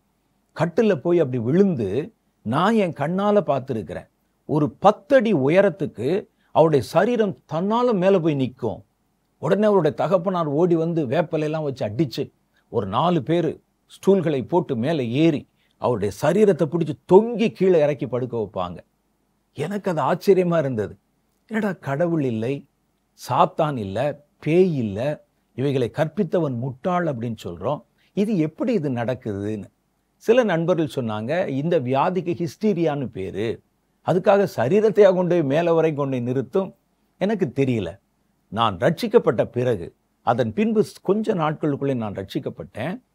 இவர் கொஞ்சம் சுகமடைந்திருந்தார். ஆனாலும் அடிக்கடி இந்த ஆவி அவரை தொந்தரவு செய்து கொண்டிருந்தது. அந்த நேரத்தில் நான் ரட்சிக்கப்பட்டதுனால என்னுடைய நண்பருக்கு நான் சுவிசேஷத்தை சொன்னேன். முதல்ல அவர் அதை நம்ப மறுத்தார். அவருடைய பின்னணியிலே எதிர்வாதம் செய்து கொண்டிருந்தார். உடனே நான் சொன்னேன், உங்களை ஒரு மாதிரி ஒரு பிசாசு கட்டி போட்டிருக்குல்ல, நான் ஒரு கன்வென்ஷன் கூட்டத்துக்கு போகிறேன், நீங்களே என் கூட வாங்க, வந்தால் அந்த விடுதலை உங்களுக்கு கிடைக்கும் அப்படின்னு. எனக்கு அப்படிலாம் ஒன்றும் விடுதலை தேவையில்லை, எங்ககிட்ட இல்லாத கடவுள்களா, அதெல்லாம் பார்த்துக்குருவோம், இப்போல்லாம் நல்லா தான் இருக்கிறேன் என்று சொன்னார். உடனே நான் சொன்னேன், இவரை எப்படியாவது அந்த இடத்துக்கு கொண்டு போகணும் அப்படின்னு நினச்சி அவரிடத்துல சொன்னேன், அந்த கூட்டத்துக்கு போனால் ஒருவேளை பரிசுத்தாவின் அபிஷேகம் என் மேலே இறங்கினால் நான் கீழே விழுந்து உருள ஆரம்பிச்சிருவேன், என்னை பிடிச்சிக்கிறதுக்கு நீங்கள் வாங்கன்னு சொன்னேன். அவர் உடனே சரி வருகிறேன்னு சொல்லி வந்தாருங்க. 3 நாள் கூட்டம். அப்படியே மன இறுக்கத்தோடு உட்கார்ந்துருப்பார். அது வெளியூரில் தூத்துக்குடியில் நடைபெறுகிறது. அது ராமநாதபுரத்துலேருந்து தூத்துக்குடி வெகு சமீபமாக இருக்கிற ஊர். அங்கே போய் நாங்கள் 2 பேரும் ஒரு அறை எடுத்து தங்கியிருக்கிறோம். தினம் அந்த கூட்டத்துக்கு போகிறோம். அந்த கூட்டத்தினுடைய கடைசி நாள் எல்லாரும் முழங்கால் படிக்கிட்டுறாங்க. அந்த ஊழியக்காரர் ஜெபம் பண்ண வருகிறார். இவரும் அது வரைக்கும் இருந்தவர் அப்படியே நல்ல இறுக்கமாக அப்படி உட்கார்ந்துருக்கிறார். அவர் ஊழியக்காரர் ஒரு காரியம் கேட்டார், உங்களுக்கு எதுக்கு ஜெபம் பண்ணணும் என்று. அப்பொழுது என்னுடைய நண்பர் சொன்னார், என்னை பிடித்திருக்கிற கட்டுக்கள் அருந்து போகணும். எப்படி இந்த வார்த்தை சொன்னார்ன்னு தெரியாது, அது பைபிளில் இருக்கிற வார்த்தை. அவர் வேற மதத்தை சேர்ந்தவர். கட்டுக்கள் என்னை விட்டு அருந்து போகணும், ஜெபம் பண்ணுங்கன்னு சொன்னார். அப்போ கர்த்தருடைய நாமத்தினாலே, இயேசுவின் நாமத்தினாலே பொல்லாத பிசாசை உன்னை துரத்துகிறேன்னு ஒரு வசனத்தை சொல்லி சாத்தான் மின்னலை போல விழுகிறதை கண்டேன் என்ற வார்த்தைகளை சொல்லி அவர் ஜெபித்து கையை வச்சதுதான் தாமதம். நிறைய ஒரு 1000 பேருக்கிட்ட அந்த இடத்துல இருக்கிறாங்க. கூட்டம் முடிந்து அந்த கடைசி ஜெப நேரம், 100கணக்கான பேர் முழங்கால் படிக்கிட்டு இருக்கிறாங்க. என் கண்ணால் நான் பார்த்தது, அவர் தூக்கி வீசி எறியப்பட்டு ஒரு மனுஷனால் அப்படி போய் விழ முடியாது. அவர் ஒரு 30 அடி தூரத்துக்கு தள்ளி கூட்டத்தின் நடுவில் போய் விழுந்து அவரை பிடிக்க முடியல. மறுபடியும் அந்த ஊழியர் அவர் முன்னால் நின்று கர்த்தருடைய வசனத்தை வாசிக்க நிறுத்தி தாங்க முடியல, எரியுதுன்னு கத்தினார். எழும்பி தரையில அடிச்சார். கீழே விழுந்து அடுத்த நிமிஷம் அந்த ஆவி அவரை விட்டு வெளியே போனது. ஏறத்தாழ சரியா 42 வருஷம் ஆகுது இந்த நிகழ்ச்சி நடந்து. இன்றைக்கு வரைக்கும் அந்த பொல்லாத பிசாசு அவரிடத்தில் திரும்பி வரவில்லை. அவர் கர்த்தரை ஏற்றுக்கொண்டு தேவனுடைய ஊழியத்தை அவர் இப்பவும் செய்து கொண்டு வருகிறார். என் கூட படித்தவர், நான் கண்ணால் பார்த்துருக்கிறேன். அவரை ஒன்றும் செய்யவில்லை, யாரும் அடிக்கலை, கட்டை எடுத்து சாத்தலை, ஒன்றும் செய்யலை. ஒரு வசனம், ஒரு வார்த்தை, அந்த பிசாசு துரத்துண்டு போனதை பார்த்தேன். இந்த பயங்கரமான பொல்லாத ஆவி, கர்த்தருடைய வேதம் அதைத்தான் சொல்லுகிறது. பிசாசை துரத்துவதற்கும் சத்துருவை வெற்றி கொள்வதற்கும் அந்த வசனம் உபயோகப்படுகிறது. வெளிப்படுத்தின விசேஷம் 12வது அதிகாரம் 11வது வசனத்திலே ஒரு காரியம் நமக்கு சொல்லுகிறது. அப்பொழுது வானத்தில் ஒரு பெரிய யுத்தம் உண்டாகி இப்பொழுது ரட்சிப்பும் வல்லமையும் நமது தேவனுடைய ராஜ்யமும் அவருடைய கிறிஸ்துவின் அதிகாரம் உண்டாயிருக்கிறது. இரவும் பகலும் நம்முடைய தேவனுக்கு முன்பாக நம்முடைய சகோதரர்கள் மேல் குற்றம் சுமத்தும் பொருட்டு அவர்கள் மேல் குற்றம் சாட்டுகிறவன் பிசாசு கீழே தள்ளப்பட்டு போனான். சாத்தான் வானத்திலிருந்து தள்ளப்பட்டு போகிறான். எப்படி தள்ளப்பட்டு போனான்? அடுத்த வசனம் சொல்லுது, மரணம் நேரிடுகிறதா இருந்தாலும் அதற்கு தப்பும்படி தங்கள் ஜீவனையும் பாராமல் ஆட்டுக்குட்டியின் இரத்தத்தினாலும் இயேசு கிறிஸ்துவினுடைய இரத்தத்தினாலும் தங்கள் சாட்சியின் வசனத்தினாலும் கர்த்தருடைய வசனத்தினாலும் அவனை ஜெயித்தார்கள். எபேசியர் 6வது அதிகாரம் 17வது வாக்கியம் சொல்லும்போது, இரட்சணியம் என்னும் ஒரு தலைச்சீராவையும் தேவ வசனமாகிய ஆவியின் பட்டயத்தையும் எடுத்துக்கொள்ளுங்கள் என்று அவர் எழுதியிருக்கிறார். அப்ப வசனம் என்பது ஏதோ சும்மா சொல்லப்படுகிற வார்த்தைகளுடைய கூட்டமைப்பு அல்ல. அது ஒரு பெரிய பட்டயம் மாதிரி, ஒரு ஆவிக்குரிய பட்டயம். சாத்தானை துரத்தணும்னா இந்த பட்டயத்தை வைத்துத்தான் துரத்த முடியும். உலகத்தில் இருக்கிற எந்த ஆயுதத்தை வச்சு நீங்க சாத்தானை டச் பண்ணவே முடியாது. அவன் ஒரு காத்து மாதிரி, ஒரு ஸ்பிரிட்டு. அதை நீங்க என்ன செய்ய முடியும்? அதை துரத்துவதற்கு ஒரு ஆவிக்குரிய வெப்பன் இருக்கிறது. அதுதான் கர்த்தருடைய வேத வசனம். அவர் தம்முடைய வசனத்தினாலே சாத்தானை துரத்துகிறார். மத்தேயு சுவிசேஷம் 8வது அதிகாரம் 16வது வசனத்துல ஒரு வார்த்தை சொல்லுகிறது. அஸ்தமனமான போது, சாயந்தரம் சூரியன் அஸ்தமனமான போது பிசாசு பிடித்திருந்த அநேகரை அவரிடத்தில் கொண்டு வந்தார்கள். அவர் அந்த ஆவிகளை தம்முடைய வார்த்தையினாலே துரத்தி, பார்த்தீங்களா, அந்த பிசாசின் ஆவிகளை வார்த்தையினாலே துரத்தி பிணியாளிகள் எல்லாரையும் சொஸ்தமாக்கினார். இந்த வசனம் என்ன செய்து? வியாதியை குணமாக்குது. மருந்து மாதிரி. சாத்தானை துரத்துது, ஒரு பட்டயம் மாதிரி. பார்த்தீங்களா? அப்ப தம்முடைய வார்த்தையை அனுப்பி தம்முடைய வார்த்தையினாலே அவனை துரத்தினாராம். அப்ப இந்த வசனம்தான் அந்த வார்த்தை. இரண்டாவது, வேதம் நம்முடைய வாழ்க்கையில என்ன கிரியை செய்து? நாம் நடப்பதற்கான சரியான பாதையை அது காட்டுகிறது. சங்கீத புஸ்தகம் 119 105வது வசனம் அதை நமக்கு சொல்லுகிறது. உம்முடைய வசனம் என் கால்களுக்கு தீபமும் என் பாதைக்கு வெளிச்சமுமாயிருக்கிறது. அப்ப இந்த வசனம் என்ன செய்யுதுன்னா, நான் நடக்க வேண்டிய பாதையில இருக்கிற ஆபத்துகளை எனக்கு புலப்படுத்தி என் பாதையிலே, என் வாழ்க்கை பாதையில நான் சீராக நடப்பதற்கு எனக்கு இந்த வசனம் உதவி செய்கிறது. கர்த்தருடைய வசனத்தை அறியாத நாட்களிலே நாங்கள் மார்க்கந்தப்பி அலைகிறவர்களாக இருந்தோம். கர்த்தருடைய வசனத்தை அறிந்து கொண்ட போதோ அந்த வசனம் எங்களை சீரான பாதையிலே நடத்துகிறது என்பதுதான் தேவனுடைய பரிசுத்த பக்தர்களின் வாழ்க்கை அனுபவமாக இருக்கிறது. அடுத்த ஒரு காரியம் பாருங்க. வேதம் நமக்கு சமாதானத்தையும் மகிழ்ச்சியையும் தருகிறது. சங்கீத புஸ்தகம் 119 174, கர்த்தாவே உம்முடைய ரட்சிப்பின் மேல் ஆவலாயிருக்கிறேன், உம்முடைய வேதம் என் மன மகிழ்ச்சி. இது 100% உண்மை. ஊழியம் என்பது சுலபமான ஒரு பாதை அல்ல. பல்வேறு விதமான சோதனைகளையும் பல்வேறு விதமான பிரச்சனைகளையும் சந்தித்து வரணும். சில சமயத்தில் மனச்சோர்வு வந்துடும். நான் ஏறத்தாழ இத்தனை வருடங்கள் கர்த்தருடைய ஊழியத்தை செய்யும்போது பல ஏற்றத்தாழ்வுகளை, பல ஏமாற்றங்களை, பல்வேறு விதமான பொய்யான குற்றச்சாட்டுகளை, பல்வேறு விதமான துரோகங்களை, வெறுப்புகளை இந்த பாதையில் நாங்கள் சந்திக்கிறோம். சில சமயத்தில் மன கிளேசம் வந்துவிடும், மன சோர்வு வந்துவிடும். ஆனால் அந்த நேரங்களில் எல்லாம் சோர்வை தாண்டி சுற்றி எவ்வளவு பிரச்சனை இருந்தாலும் பரவாயில்ல, நம்முடைய இருதயத்தை சந்தோஷமாகவும் மகிழ்ச்சியாகவும் வைத்துக்கொள்ள கர்த்தருடைய வேத வசனத்துக்கு மாத்திரமே அதிகாரம் இருக்கிறது. ஒரு அதிகாரத்தை எடுத்து வசனத்தை எடுத்து படிச்சிட்டோம்னா எல்லாம் பளிச்சுன்னு மாறிடுது.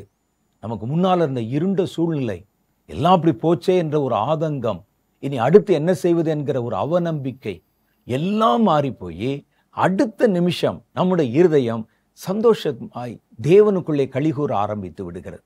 நம்ம என்னங்க ஒரு சாதாரண மனுஷன். இந்த சங்கீதத்தை எழுதின ஆளை பாருங்க. அவர் ஒரு ராஜா. அவருக்கு எவ்வளோ பிரச்சனை இருக்கும், எவ்வளவு நாடுகளிலிருந்து எதிரிகள் எவ்வளோ பேர் இருப்பாங்க. அதற்கு நடுவில் அவர் சொல்லுகிறார், என்னை மகிழ்ச்சியாய் வைத்திருப்பது உம்முடைய வேத வசனமே, உம்முடைய வேதம் என் மன மகிழ்ச்சி என்கிறார். சங்கீத புஸ்தகம் 119 65வது வசனம் சொல்லுகிறது, உம்முடைய வேதத்தை நேசிக்கிறவர்களுக்கு மிகுந்த சமாதானம் உண்டு, அவர்களுக்கு இடரலே இல்லை என்று சொல்லுகிறது. கர்த்தருடைய வேதம் ஞானமற்றவர்களை ஞானமுள்ளவர்களாக மாற்றுகிறது. சாதாரணமா ஒன்றும் நமக்கு சொன்னா புரியாது, விளங்காது அப்படி இருக்கிறவங்கள கூட இந்த வசனத்தை படிக்க படிக்க அது அவர்களை ஞானமுள்ளவர்களாக மாற்றுகிறது.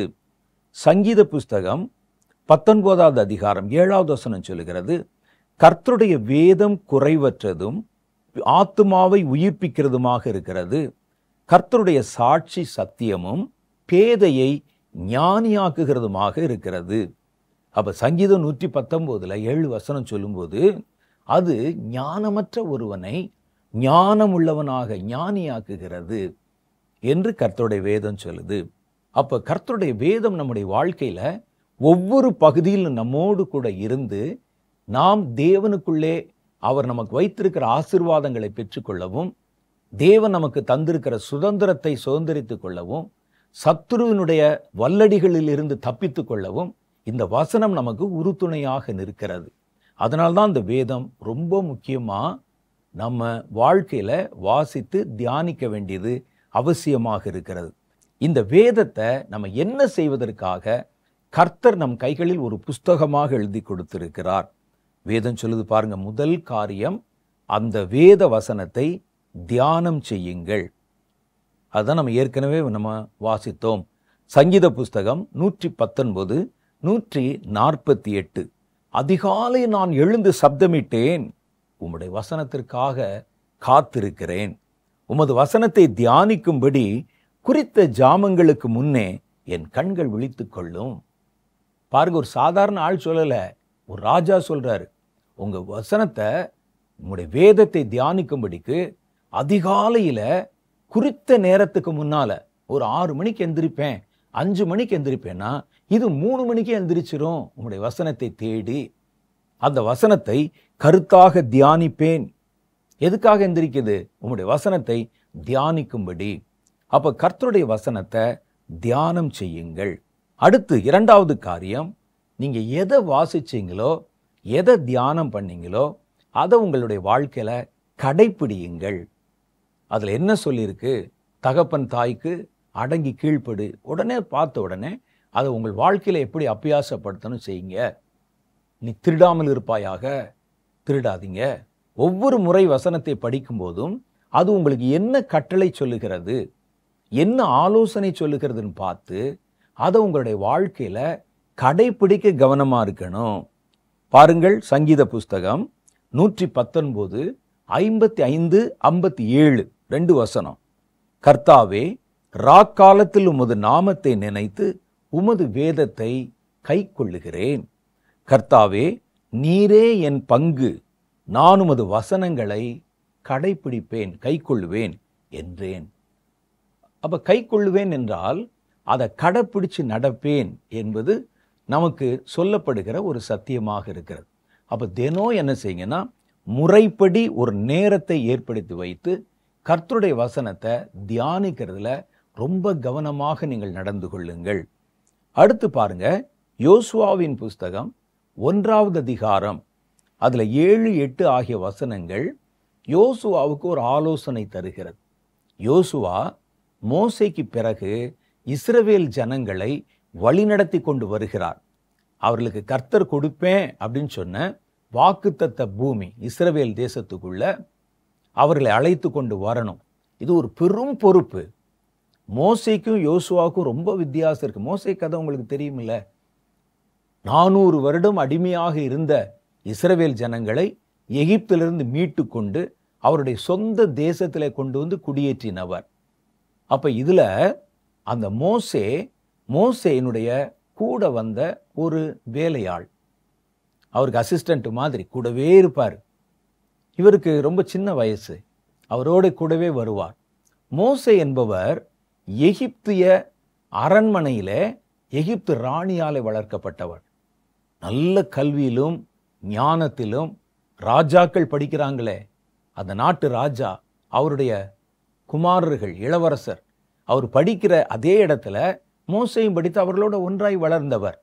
நல்ல ஞானம் உள்ளவர், நல்ல அறிவுள்ளவர், பல காரியங்களை கற்று அறிந்தவர். ஆனால் யோசுவா அப்படி இல்லை. அவர் பார்த்தீங்கன்னா அவர் சாதாரண ஒரு ஆள். அந்த தேசத்தில் இருந்த அடிமைகள் குடும்பத்தில் ஒன்றில் பிறந்தவர். அவருக்கு பள்ளிக்கூடம் போக வசதி இல்லை. அவருடைய பெற்றோர் அடிமைகளாக இருந்தாங்க. இவர் பிறந்தபோது, கொஞ்சம் வளர்ந்த போது இவரும் அங்கே அடிமை வேலை செய்து கொண்டிருந்தார். ஸ்கூலுக்கு போக வழி இல்லை, ஒரு 4 புஸ்தகம் படிக்க வழி இல்லை. ஒன்றும் தெரியாதவருக்கு வெள்ளிந்தியான ஒரு மனிதன் மோசையை பின்பற்றி கடந்து வந்தார். வனாந்தரத்தில் வந்தபோது மோசே மரணம் அடைந்து விட்டார். இப்போ பின்னால் பார்த்தீங்கன்னா ஏறத்தாழ 30 லட்சம் ஜனங்கள் இருக்கிறாங்க. இவர்களை நடத்தி கொண்டு போகணும். இன்னும் போக வேண்டிய தூரம் அதிகம் இருக்கிறது. யோசுவா பயந்துட்டார். நான் என்ன செய்யறது ஆண்டவரே?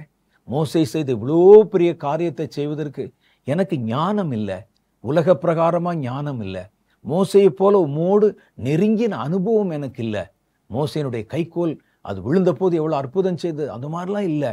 மோசை இடத்துல நீங்கள் நேராக பேசுன மாதிரி என்கிட்ட அவ்வளவு நெருக்கமாக நீர் உரையாடினதும் இல்லை, பேசினதும் இல்லை. ஆவிக்குரிய அனுபவத்தை வச்சு பார்த்தாலும் மோசையும் என்னையும் கம்பேர் பண்ணவே முடியாது. ஆனால் ஏன் கையில் இவ்வளவு பெரிய பொறுப்பு வந்திருக்குதே, நான் என்ன செய்வது என்று அவர் ஒரு கணம் திகைத்து போனார். அப்போ ஆண்டவர் அவருக்கு ஒரு ஆலோசனை சொல்றார் பாருங்க. யோசுவாவின் புஸ்தகம் 1ஆவது அதிகாரம் 7-8. என் தாசனாகிய மோசே உனக்கு கற்பித்த நியாய பிரமாணத்தின் படியெல்லாம் செய்ய கவனமாயிருக்க மாத்திரம் மிகவும் பலம் கொண்டு திடமனதாயிரு. ஞானத்தை பற்றிலாம் யோசிக்காத, சண்டை போடணுமேன்னு யோசிக்காத. இந்த இஸ்ரவேல் ஜனங்களை 30 லட்சம் பேரை எப்படி நடத்தணுமே என்று நீ யோசிக்காத. ஏன்னா அந்த 30 லட்சம் பேரை மோசே நடத்தின போது அவரே எவ்வளோ கஷ்டப்பட்டார் என்பதை யோசுவா பக்கத்திலிருந்து பார்த்தவர். எந்த நேரத்தில் கோபப்படுவான்னு தெரியாது, எந்த நேரத்தில் அந்த ஜனங்கள் அவரை கொலை செய்ய முயற்சிப்பார்கள் தெரியாது, எப்போ கல்லை விட்டு எரிய இருப்பாங்கன்னு தெரியாது, எப்போ கலவரம் பண்ணுவாங்கன்னு தெரியாது. இவர்களை நான் எப்படி நடத்துவது? அவருக்கு ஒரே பயம். ஆண்டவர் அவருக்கு ஒரு ஆலோசனை சொல்றார். அவர் என்ன சொல்றார்னா, என் தாசனாகிய மோசே உனக்கு கற்பித்த நியாய பிரமாணம். இதுல நியாய பிரமாணம் என்று போட்டிருக்குது. ஆனால் அதுதான் முதல்ல அவர்கள் பயன்படுத்தின வேத புஸ்தகம். அதுதான் முதல்ல அவர்கள் பயன்படுத்தின வேத புஸ்தகம். இன்னைக்கு நமக்கு இருக்கிற மாதிரி இந்த முழு வேத புஸ்தகம் அவர்களுக்கு இல்லை. அப்போ 66 புஸ்தகங்கள் இருக்குது இந்த வேதத்தில். அப்படி முழுவதுமாக ஒரு புஸ்தகம் இல்லை. அப்போத்தானே கர்த்தரோடு மனிதர்களுக்கு ஒரு பழக்கம் உள்ள ஒரு புதிய வாழ்க்கை முறை அமைகிறது. அப்போ அதனால கர்த்தர் முதல் கட்டமாக எழுதி கொடுத்த அந்த வேத புஸ்தகத்துக்கு பேர் தான் நியாய பிரமாணம். அதுக்கு பிறகு கர்த்தர் பல புத்தகங்கள் எழுதி கொடுத்தார். அந்த முதல் கட்டமாக அவர் கொடுத்த வேதத்துக்கு பேர் நியாய பிரமாணம். அப்போ அந்த நியாய பிரமாணம் என்கிற இடத்துல வேதம் என்று நீங்கள் வாசித்துக் கொள்ளுங்கள். ஏன்னா அந்த நேரத்தில் வேறு ஒரு வேதம் இருக்கவில்லை. இதுதான் வேதமாக கருதப்பட்டது. அது முழுக்க முழுக்க கர்த்தருடைய வார்த்தைகளிலே அடங்கி இருந்தது. அப்போ அவர் சொல்றாரு, என் தாசனாகிய மோசே உனக்கு கற்பித்த நியாய பிரமாணத்தின்படி அல்லது வேதத்தின்படி எல்லாம் செய்ய கவனமாயிருக்க மாத்திரம் பலம் கொண்டு திடமனதாயிரு. இந்த ஜனங்களை எப்படி நடத்துறதுங்கிறதுக்காக உன்னை பலப்படுத்தவோ, பாதையிலே எப்படி நம்ம யுத்தங்களை செய்வது என்பதற்காக பலப்படுத்தவோ வேண்டாம். நீ எதுல பலம் கொண்டு திடமனதாயிருக்குன்னா, இந்த வேத வசனத்தை கை கொள்ளுவதில், அந்த வசனம் சொல்லுகிறதை செய்வதில் மாத்திரம் நீ கவனமாக இரு. அப்போ என்ன நடக்குமா, நீ போகும் இடமெல்லாம் புத்திமானாய் நடந்து கொள்ளும்படி அதை விட்டு வலது இடது புறம் விலகாதிருப்பாயாக. இந்த வேத வசனம் இப்போ இவருடைய மனசுல இருந்த பெரிய குழப்பம் என்னன்னா, மோசையை போல ஒரு பெரிய படித்த கல்வி அறிவுள்ள பொது அறிவுள்ள ஒரு மனிதன் அல்ல நான். ஒரு அடிமை வீட்டில் பிறந்தவன், அடிமையாக வாழ்ந்தவன், வயதிலும் அனுபவத்திலும் குறைந்தவன். இவ்வளவு ஜனங்களை எப்படி நடத்துவது? அதற்கு வேண்டிய ஞானம் இல்லையே. மோசே பேசுகிற மாதிரி எனக்கு ஞானமாக பேச தெரியாதே என்றெல்லாம் அவர் நினைத்து கொண்டிருந்தார். அப்போ ஆண்டவர் சொல்றாரு பாருங்க, நீ போகும் இடமெல்லாம் நீ புத்திமானாய் நடந்து கொள்ளும்படி இந்த வேதத்தை விட்டு வலது புறம் இடது புறம் விலகாதிருப்பாயாக. இது முதல் கட்டளை. ரெண்டாவது பாருங்க, இந்த நியாயப்பிரமாண புஸ்தகம் உன் வாயை விட்டு பிரியாதிருப்பதாக. இந்த நியாயப்பிரமாண புஸ்தகத்தில் இருக்கிற வார்த்தைகளை நீ பேசிக்கொண்டே இரு. உன் வாயில் அது எப்பொழுதும் இந்த வார்த்தைகளாக அது வெளிவந்து கொண்டே இருக்கணும். அவைகளை உச்சரித்து சொல்லிக்கொண்டே இரு, சத்தமா வாசித்து கொண்டே இரு. இதில் எழுதியிருக்கிறவைகளின் படியெல்லாம் நீ செய்ய கவனமாயிருக்கும்படி இரவும் பகலும் அதை தியானித்து கொண்டிருப்பாயாக. இதைத்தான் சங்கீதத்திலங்கர் சொல்றாரு, இரவும் பகலும் அவருடைய வேதத்தில் தியானமாயிருக்கிற மனுஷன் பாக்கியவான். அவன் நீர்க்கால்களின் ஓரங்களில் நடப்பட்டு தன் காலத்தில் தன் கனியை தந்து இலையுதிராதிருக்கிற மரத்தை போல் இருப்பான். அவன் செய்யறதெல்லாம் வாய்க்கும் என்று எழுதியிருக்குதே. இப்போ சொல்றாரு, இதற்கு ஒரு வழி இருக்கிறது. நான் பேசின என் வேதம், அந்த வேதம் உன்னுடைய வாயை விட்டு பிரியாம இருக்கணும். அதில் எழுதியிருக்கிறவைகளின்படியெல்லாம் செய்ய கவனமா நீ இருக்கணும்.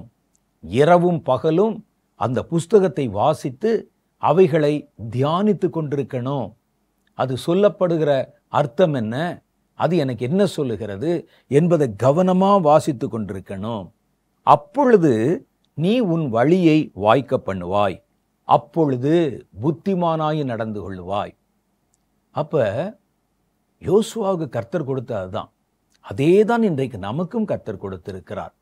ஒருவேளை உலக பிரகாரமா நமக்கு பெரிய ஞானம் இல்லாமல் இருக்கலாம். ஒருவேளை வேறு எந்த ஒரு காரியத்தை விளங்கிக் கொள்ள முடியாத ஞானமற்றவர்களாக இருக்கலாம். ஒரு காரியத்தை செய்வதற்கு திராணி இல்லாதவர்களாக இருக்கலாம். வேதம் சொல்லுகிறது, அவருடைய வார்த்தை நம்மை கர்த்தருக்கென்று பெரிய காரியங்களை சாதிக்க நம்மை வழிநடத்துகிறது. அது அப்படியே யோசுவா தன் வாழ்க்கையிலே கடைபிடித்தார். கர்த்தர் சொல்லிட்டார்ல, மோசே அளவுக்கு என்னை உயர்த்த இந்த வார்த்தைகளால் மாத்திரம்தான் முடியும், இந்த வார்த்தைகளுக்குத்தான் அந்த ஆற்றல் இருக்கிறது என்று உடனே உட்கார்ந்து இந்த வார்த்தைகளை, வசனங்களை அணு அணுவா பிரித்து படிக்க ஆரம்பித்தார். நடந்தது என்ன தெரியுமா?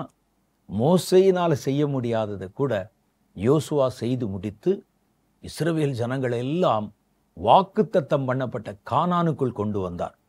அதோடு கூட முடிஞ்சிரல, பெரிய பெரிய கோத்திரங்கள், 12 கோத்திரம், கோத்திர பிதாக்கள், அதுல பெரிய ஞானிகள் எல்லாம் இருக்கிறாங்க. அந்த 12 கோத்திரத்துக்கும் இந்த இஸ்ரவேல் தேசத்தை சமமாய் பங்கு வைத்து கொடுத்தார். யார் யார் எந்தெந்த இடத்துல குடியிருக்கணும், இது எந்த கோத்திரத்துக்குரியது, அதெல்லாம் சாதாரணமா ஒரு ஆள் செய்யற வேலை இல்லை. அது இப்போ உள்ள காலத்திலே ரொம்ப கடினம். இந்திய தேசம் ஆங்கிலேயர்களால் பிடிக்கப்பட்டிருந்த போது, அது மறுபடியும் இந்தியர்களுக்கு கொடுக்கப்பட்ட போது நாடுகளை வரையறுத்து எல்லை குறிகளை அமைச்சாங்க. அதுக்கு நிறைய நாட்கள், பல வருடங்கள் செலவழித்து எல்லைகளை அவர்கள் உருவாக்கினார்கள். ஆனா அந்த காலத்துல வேற எந்த வசதியும் கிடையாது. இந்த தேசம் எப்படி இருக்குன்னு சொல்லி ஒரு வரைபடம் கூட அவர்களுக்கு இல்லை. நம்ம காலத்துல மாதிரி மேலே ஹெலிகாப்டர்ல போய், விமானத்துல போய், அல்லது ஒரு கம்ப்யூட்டர்ல வச்சு, ஒரு சேட்டலைட்ல வச்சு வரைபடம் வரைகிறோமே, அது மாதிரி வரைபடம் வரைவதற்கெல்லாம் வாய்ப்பு இல்லை. எவ்வளோ நீளம் இருக்கு தெரியாது, எது வரைக்கும் போகுது தெரியாது, எது வரைக்கும் அவருடைய எல்லை இருக்கு தெரியாது. ஆனால் இவர் பாருங்கள், எல்லாவற்றையும் சீரமைத்து எந்தெந்த கோத்திரத்துக்கு எந்தெந்த இடத்துல இடம் வைக்கணும், யார் எங்கே தங்கி இருக்கணும், அவர்கள் எப்படி கர்த்தரிடத்திலே நடந்து கொள்ளணும் என்பதெல்லாம் ஒரு கைதேர்ந்த ஞானியை போல, மோசே இருந்தால் எப்படி பேசுவாரோ அதை போல அவர் நின்று அந்த காரியங்களை செய்கிறது பார்க்கிறோம்.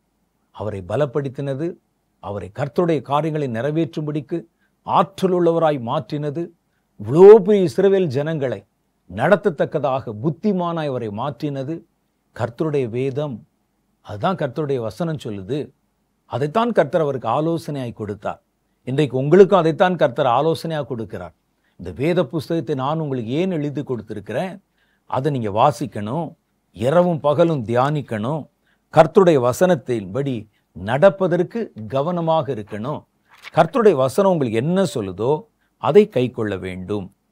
யோவான் புஸ்தகம் 14வது அதிகாரம் 23வது வசனம் சொல்லுகிறது, இயேசு அவனுக்கு பிரதியுத்தரமாக, ஒருவன் என்னில் அன்பாயிருந்தால், நீங்க இயேசுவின் மேல் அன்பாயிருக்கிறீங்கிறத எதை வச்சு கண்டுபிடிக்க முடியும்னா, அவன் என் வசனத்தை கை கொள்ளுவான், அந்த வசனத்தின்படி நடப்பான்.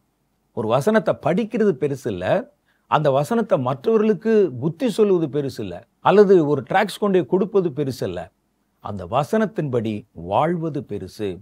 அதுதான் வசனத்தை குறித்த முதல் கடமை நமக்கு. அதுதான் அந்த வசனம் நமக்கு என்ன கற்பிக்கிறதோ அதன்படி வாழணும்.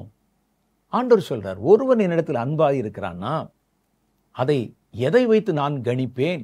சிலர் சொல்லுவாங்க, கர்த்தர்னு ஆண்டவர்னு பேரை சொன்னா கையில காணிக்கையெல்லாம் காசெல்லாம் அள்ளி கொடுத்துருவாருங்க. கர்த்தர் மேலே எவ்வளோ அன்பு! இரவு பகலா பாருங்க, கர்த்தருக்குன்னு சொன்னா எவ்வளவு ஓடி ஓடி உழைச்சு வேலை செய்வார். கர்த்தர் மேலே எவ்வளோ அன்பு!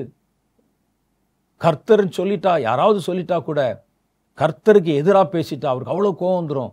கர்த்தர்னா அவருக்கு எவ்வளோ அன்பு அப்படின்னு நம்ம இதெல்லாம் கர்த்தர் மேல் வைத்திருக்கிற அன்பின் அடையாளங்களாக நம்ம சொல்லுகிறோம். ஆனால் வேதம் எதை சொல்லுகிறது தெரியுமா? ஒருவன் என்னில் அன்பாய் இருந்தால் அவன் என் வசனத்தை கைக்கொள்வான், அவனில் என் பிதா அன்பாயிருப்பார், நாங்கள் அவனிடத்தில் வந்து அவனோடே வாசம் பண்ணுவோம் என்றார்.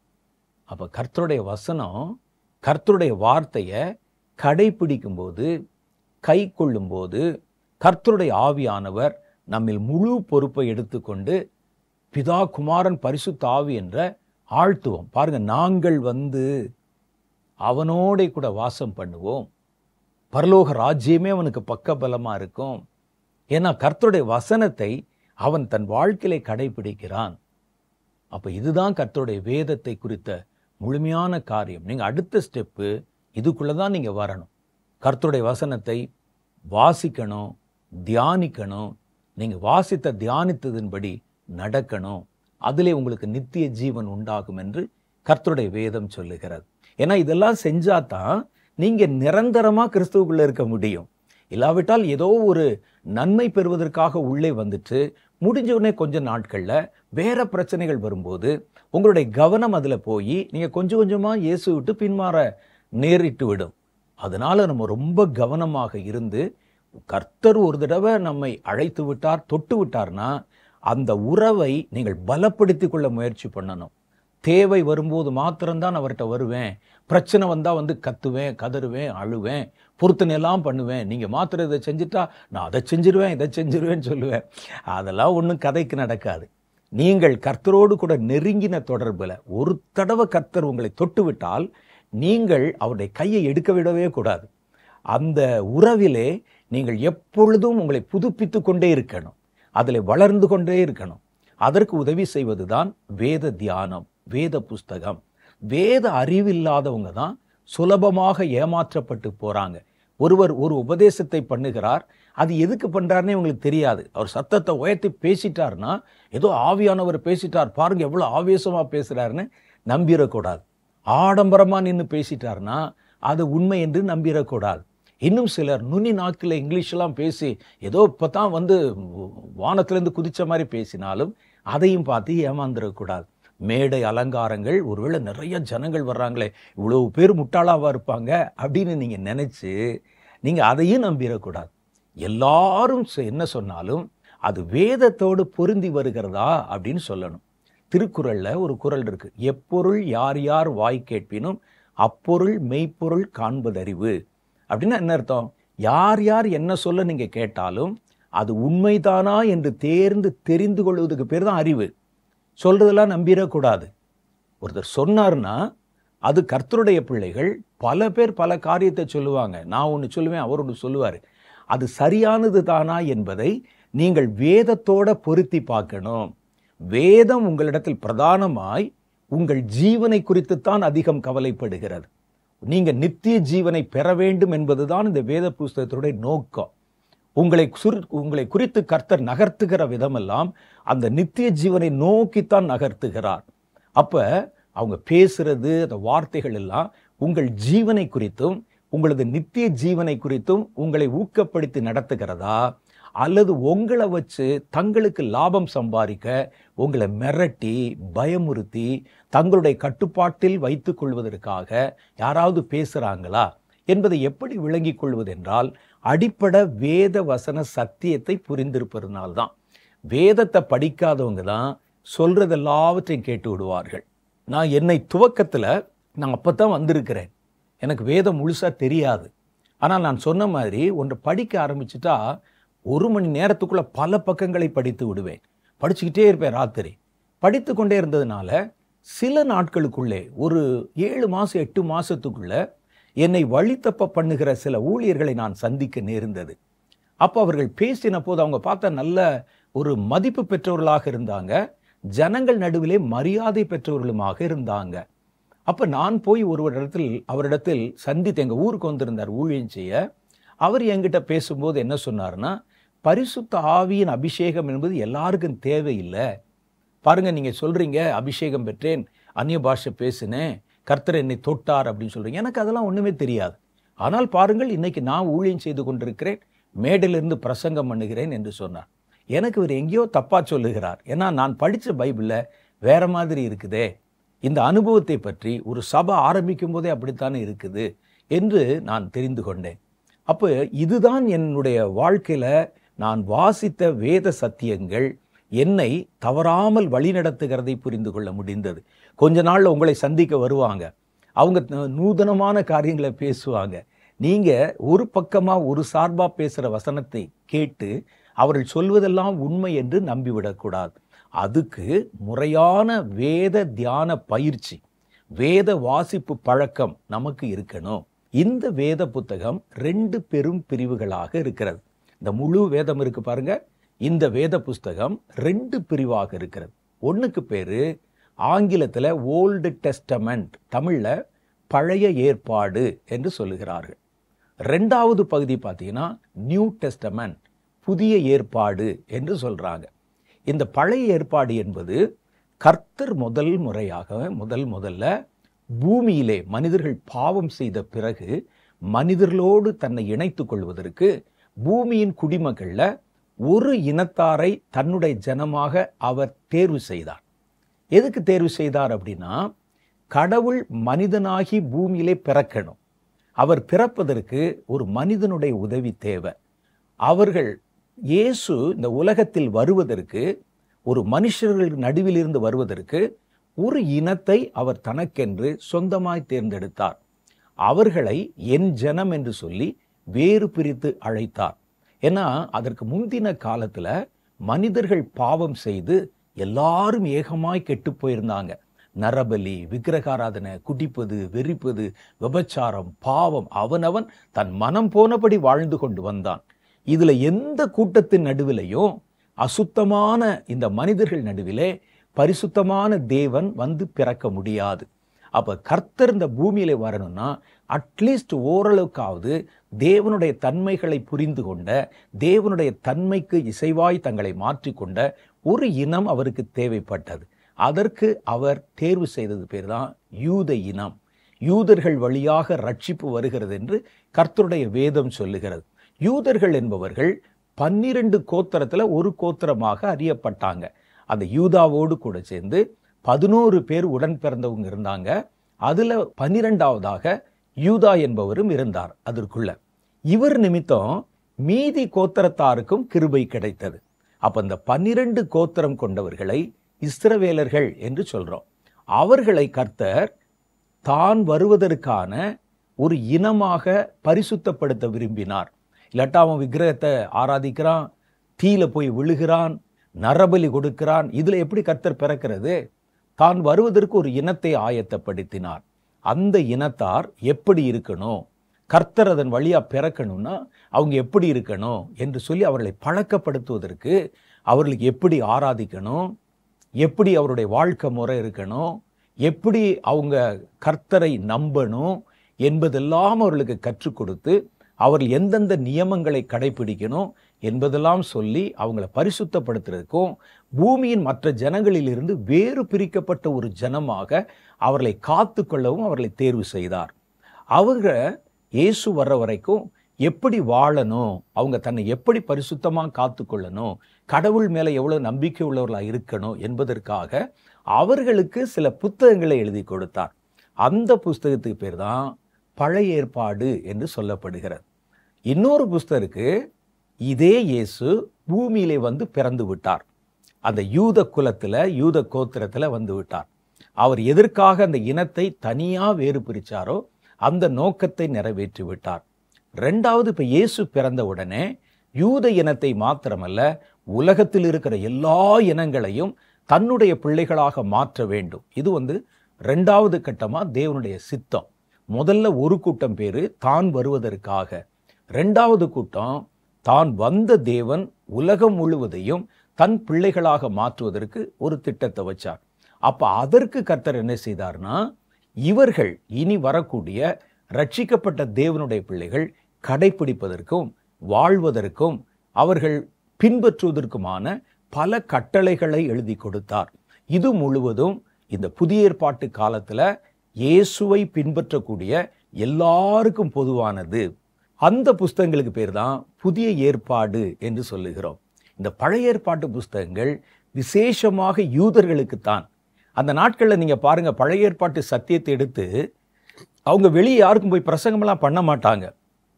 அது யூதர்களுக்கு மாத்திரம்தான் உரியது என்று அவர்கள் இருந்தார்கள். இன்னைக்கு நம்ம கையில வச்சிருக்கிற இந்த புதிய ஏற்பாடு என்பது ஒரு இனத்தாருக்கு உரியது அல்ல. இப்ப கர்த்தர் எல்லா இனத்திற்கும், எல்லா கலாச்சாரத்தை சேர்ந்தவங்களுக்கும், எல்லா விதமான மொழி பேசுறவங்களுக்கும் பொதுவாக வைப்பதற்கு அவர் சில காரியங்களை புதுப்பித்து, சில பழைய காரியங்களையும் உள்ளே வச்சு, சில புதிய காரியங்களையும் உள்ளே வச்சு உலகத்தின் எல்லா மனிதர்களுக்கும் ஏற்றதாக மாற்றி அவர் கொடுத்த கட்டளை பேர் தான் புதிய ஏற்பாட்டு கட்டளை. அப்ப விசேஷமா புதிய ஏற்பாட்டு கட்டளைகள் தான் உங்களுக்கும் எனக்கும் உரியது. அப்ப பழைய ஏற்பாடு ஏன் படிக்கணும் அப்படின்னு நீங்க கேட்பீங்க. பழைய ஏற்பாட்டின் காரியங்களை படிச்சாதான் புதிய ஏற்பாட்டில் இருக்கிற சில விவரங்களை தெளிவாக உங்களால விளங்கி கொள்ள முடியும். ஏன்னா இயேசு திடீர்னு வந்தார், இயேசு பிறந்தார்னு போட்டிருக்கு. அவர் ஏன் வரணும், ஏன் பிறக்கணும் என்ற பூர்வ கால சம்பவங்கள் எல்லாம் பழைய ஏற்பாட்டில் நிறைய சொல்லப்பட்டிருக்கும். பழைய ஏற்பாடு என்பது புதிய ஏற்பாடோடு கூட ஏற்ற விதத்தில் இணைத்து புரிந்து கொள்ளப்பட வேண்டும். நீங்க பழைய ஏற்பாட்டில் இருக்கிறத அப்படியே நம்பி நீங்க கடைப்பிடிக்க கூடாது. அது உங்களுக்குரியது அல்ல. அது விளங்கி கொள்வதற்காக கர்த்தர் கொடுத்திருக்கிறார். அப்ப பரிசுத்த தேவ பக்தர்கள் சொல்லுவாங்க, பழைய ஏற்பாடு என்பது புதிய ஏற்பாட்டினுடைய நிழலாக இருக்கிறது. அப்ப பாருங்க, ஒரு மனுஷனுடைய சரீரத்துல நிழல் விழும்போதுதான் அவனுடைய தோற்றத்தை அது தெளிவாக காட்டுகிறது. இப்ப திரையில நீங்க என் முகத்தை பார்க்குறீங்க, பார்த்தீங்கன்னா சில இடத்துல வெளிச்சம் இருக்கும், சில இடத்துல நிழல் இருக்கும். கழுத்துக்கு கீழே நிழல் இருக்கும், மூக்குக்கு கீழே நிழல் இருக்கும், கண்ணுக்கு கீழே நிழல் இருக்கும், காதுக்குள்ள பார்த்தீங்கன்னா நிழல் இருக்கும். இந்த நிழல் இருந்தால்தான் என் முகத்தை உங்களால் தெளிவாக விளங்கி கொள்ள முடியும். இப்போ லைட்டை ஏத்துறாங்கன்னு வச்சுங்க, அப்படியே பளிச்சுன்னு லைட்டை ஏற்றி வெள்ளை எங்கேயுமே இருட்டு இல்லாம, எங்கேயுமே நிழல் இல்லாம காமிச்சா அப்படியே முகம் பார்த்தா வெள்ளையா இருக்கும், ஒழிய ஒண்ணுமே தெரியாது உங்களுக்கு. அப்ப அதனால அந்த நிழல் என்பது ஒரு அளவில் அந்த நிஜத்தோட பொருந்தி இருக்கணும். அப்பதான் அந்த நிஜத்தை அது துல்லியமாக காட்டும். இப்ப இந்த நிஜத்தை எடுத்து விட்டு வெறும் நிழலை நீங்க பார்த்தீங்கன்னா, அப்படி நிழல் வருமானு கேட்டா வரும். எனக்கு இந்த சைட்ல இருந்து ஒரு லைட்டை மாத்திரம் வச்சுட்டு அந்த லைட்டை நீங்கள் அங்கே பொருத்தினால் என்னுடைய நிழல் தனியாக பிரிந்து எதிர் திசையில் இருக்கிற சுவத்துல போய் விழும். நீங்க அந்த நிழலை பார்த்தீங்கன்னா அது என்னுடைய உருவத்தினுடைய அவுட்லைன் தெரியும், உள்ள கருப்பா இருக்கும். ஆனா மூக்கு எப்படி இருக்கு தெரியாது, கண்ணு எப்படி இருக்கு தெரியாது, அது ஒன்றும் தெரியாது. எல்லாம் கருப்பா என்னை மாதிரி அந்த அவுட்லைன் மாத்திரம் கருப்பா இருக்கும். அதில் நீங்கள் ஒன்றும் புரிந்து கொள்ள முடியாது. அப்ப ரெண்டும் இணைக்கப்படணும். அதே மாதிரி தான் வெளிச்சம், முழு வெளிச்சம் என்னுடைய முகத்தில் அடிச்சா ஒண்ணுமே தெரியாது நமக்கு. சில நேரத்தில் அங்கே கேமரா செட் பண்ணும்போது பார்த்தீங்கன்னா வெளிச்சம் அப்படி மாறிச்சுன்னா கண்ணுக்காது ஒண்ணுமே தெரியாது, எல்லாம் அப்படி வெள்ளை வெள்ளையர்ன்னு இருக்கும். அப்ப முழுவதும் ஒளியாக இருந்தாலும், முழுவதும் வெளிச்சமாக இருந்தாலும், முழுவதும் இருட்டாக இருந்தாலும் நம்ம முழுமையா ஒரு காரியத்தை புரிந்து கொள்ள முடியாது. அதனால கர்த்தர் என்ன செய்தார் என்றால், இந்த நிழலை ஏற்ற விகிதாச்சாரத்திலே அந்த நிஜத்தோட ஒன்று பொருத்தும் போது அதனுடைய முழு தோற்றத்தை அறிந்து கொள்ளுகிறோம். அப்ப அது மாதிரி தான் கர்த்தர் என்ன செய்யறாருன்னா இந்த பழைய ஏற்பாட்டு காரியங்களை வைத்திருக்கிறார்.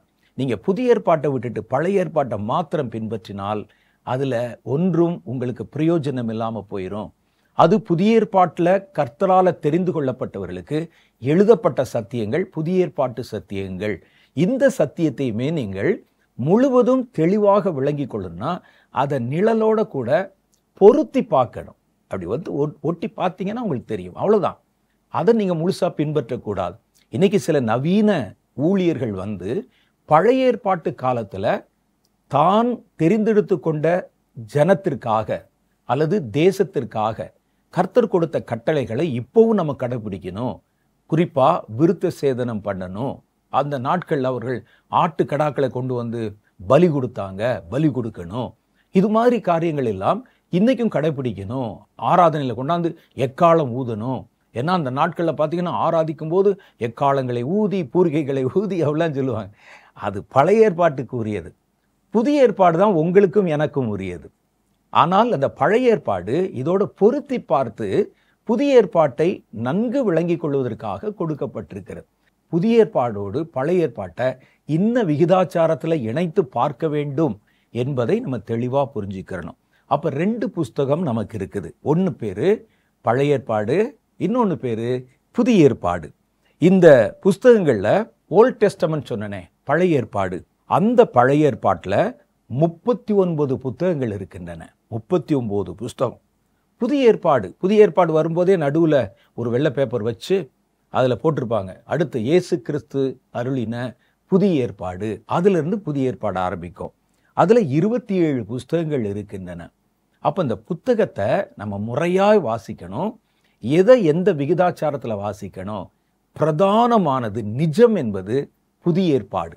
புதிய ஏற்பாட்டை கொஞ்சம் தெளிவாக புரிந்து கொள்ள அதோடு பொருத்தப்பட்ட நிழலுக்கு பேர் தான் பழைய ஏற்பாடு.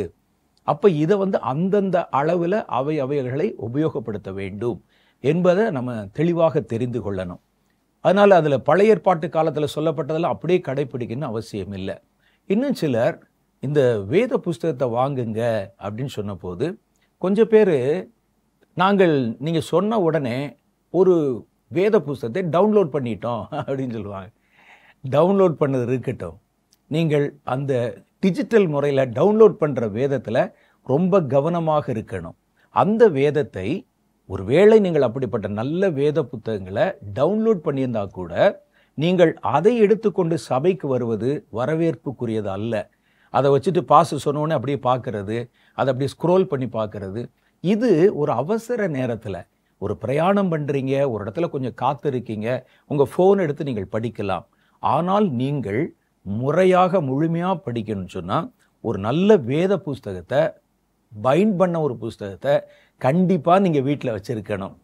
நான் எங்கேயாவது பிரயாணம் போகும்போது அவசரமாக எங்கேயாவது ஒரு சில காரியங்கள் பார்க்கும் பொழுது மாத்திரம்தான் ஃபோனில் இருக்கக்கூடிய அந்த வசனங்களை அல்லது ஒரு ஐபேடில் வசனங்களை பார்ப்பேன்.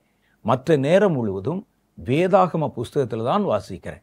அப்படி வாசிக்கும்போது சில அந்த டிஜிட்டலில் நம்ம டவுன்லோட் பண்ணுகிற பைபிளில், சில பைபிளில் நம்ம வைத்திருக்கிற மூல பைபிளுக்கு மாறுபட்ட சில வசனங்கள் நீக்கப்பட்டிருக்கின்றன, சில வசனங்கள் மேலதிகமாக சேர்க்கப்பட்டிருக்கின்றன.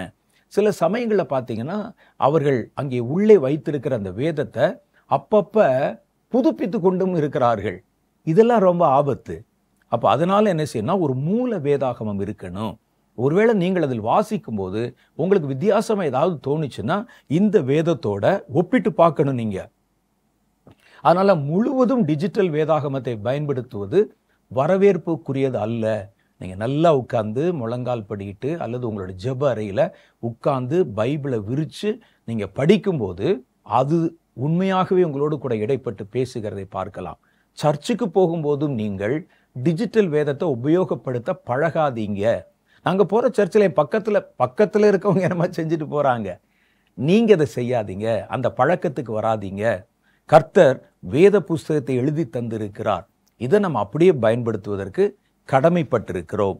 புதிய ஏற்பாட்டு புத்தகங்கள், பழைய ஏற்பாட்டு புத்தகங்கள். பழைய ஏற்பாட்டு புஸ்தகங்கள் 39 புஸ்தகங்கள் இருக்கு. புதிய ஏற்பாட்டு புஸ்தகங்கள் 27 புஸ்தகங்கள் இருக்கு. மொத்தம் 66 புஸ்தகங்கள். பழைய ஏற்பாட்டு புஸ்தகங்கள் நீங்கள் எடுத்து பார்த்தீங்கன்னா நிறைய புஸ்தகங்கள். அதில் ஒவ்வொன்றும் ஒவ்வொருவர் எழுதின புஸ்தகங்கள் இருக்கிறது. பல ஆசிரியர்கள் எழுதியிருக்கிறாங்க. ஆனால் மொத்தமாக படித்து பார்த்தா யாரோ ஒரே ஆள் எழுதின மாதிரியே தெரியும். ஆம், அது பரிசுத்த ஆவியானவர் வெவ்வேறு மனிதர்களை கொண்டு எழுதினார். அதனால தான் அது பார்த்தீங்கன்னா பேசுகிற விதம், சொல்லப்படுகிற செய்தி ஒரே ஆள் எழுதின மாதிரியே இருக்கும். உண்மை அதுதான். இப்போ நான் இருக்கிறேன், என்கிட்ட ஒரு 50 எழுதுகோள்கள் வச்சுருக்கிறேன், 10 பேனா வச்சுருக்கிறேன்.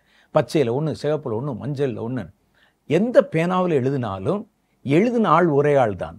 அதே மாதிரி கர்த்தர் பல ஊழியர்களை, சில தீர்க்கதரிசிகள், சில ராஜாக்கள், சில ஆசாரியர்கள் இவங்களெல்லாம் பயன்படுத்தி எழுதினாலும் எழுதினவர் பரிசுத்த ஆவியானவர்.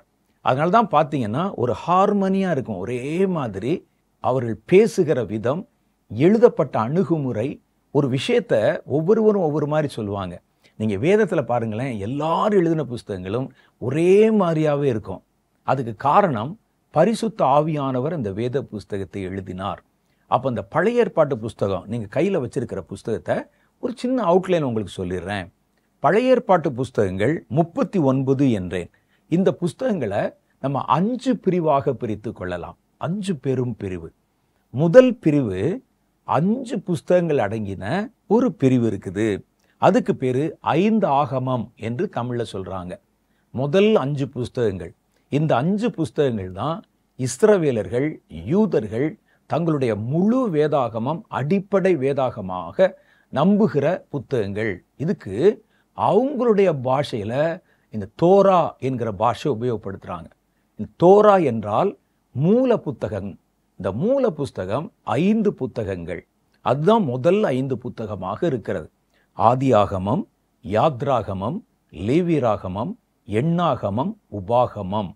இதுதான் முதல்ல பைபிள் அப்படின்னு சொல்லி எழுதி ஜனங்களுக்கு கொடுக்கப்பட்ட கடவுளுடைய வார்த்தைகள். இதுல மேக்சிமம் எல்லாமே மோசே மூலமாக எழுதப்பட்டது.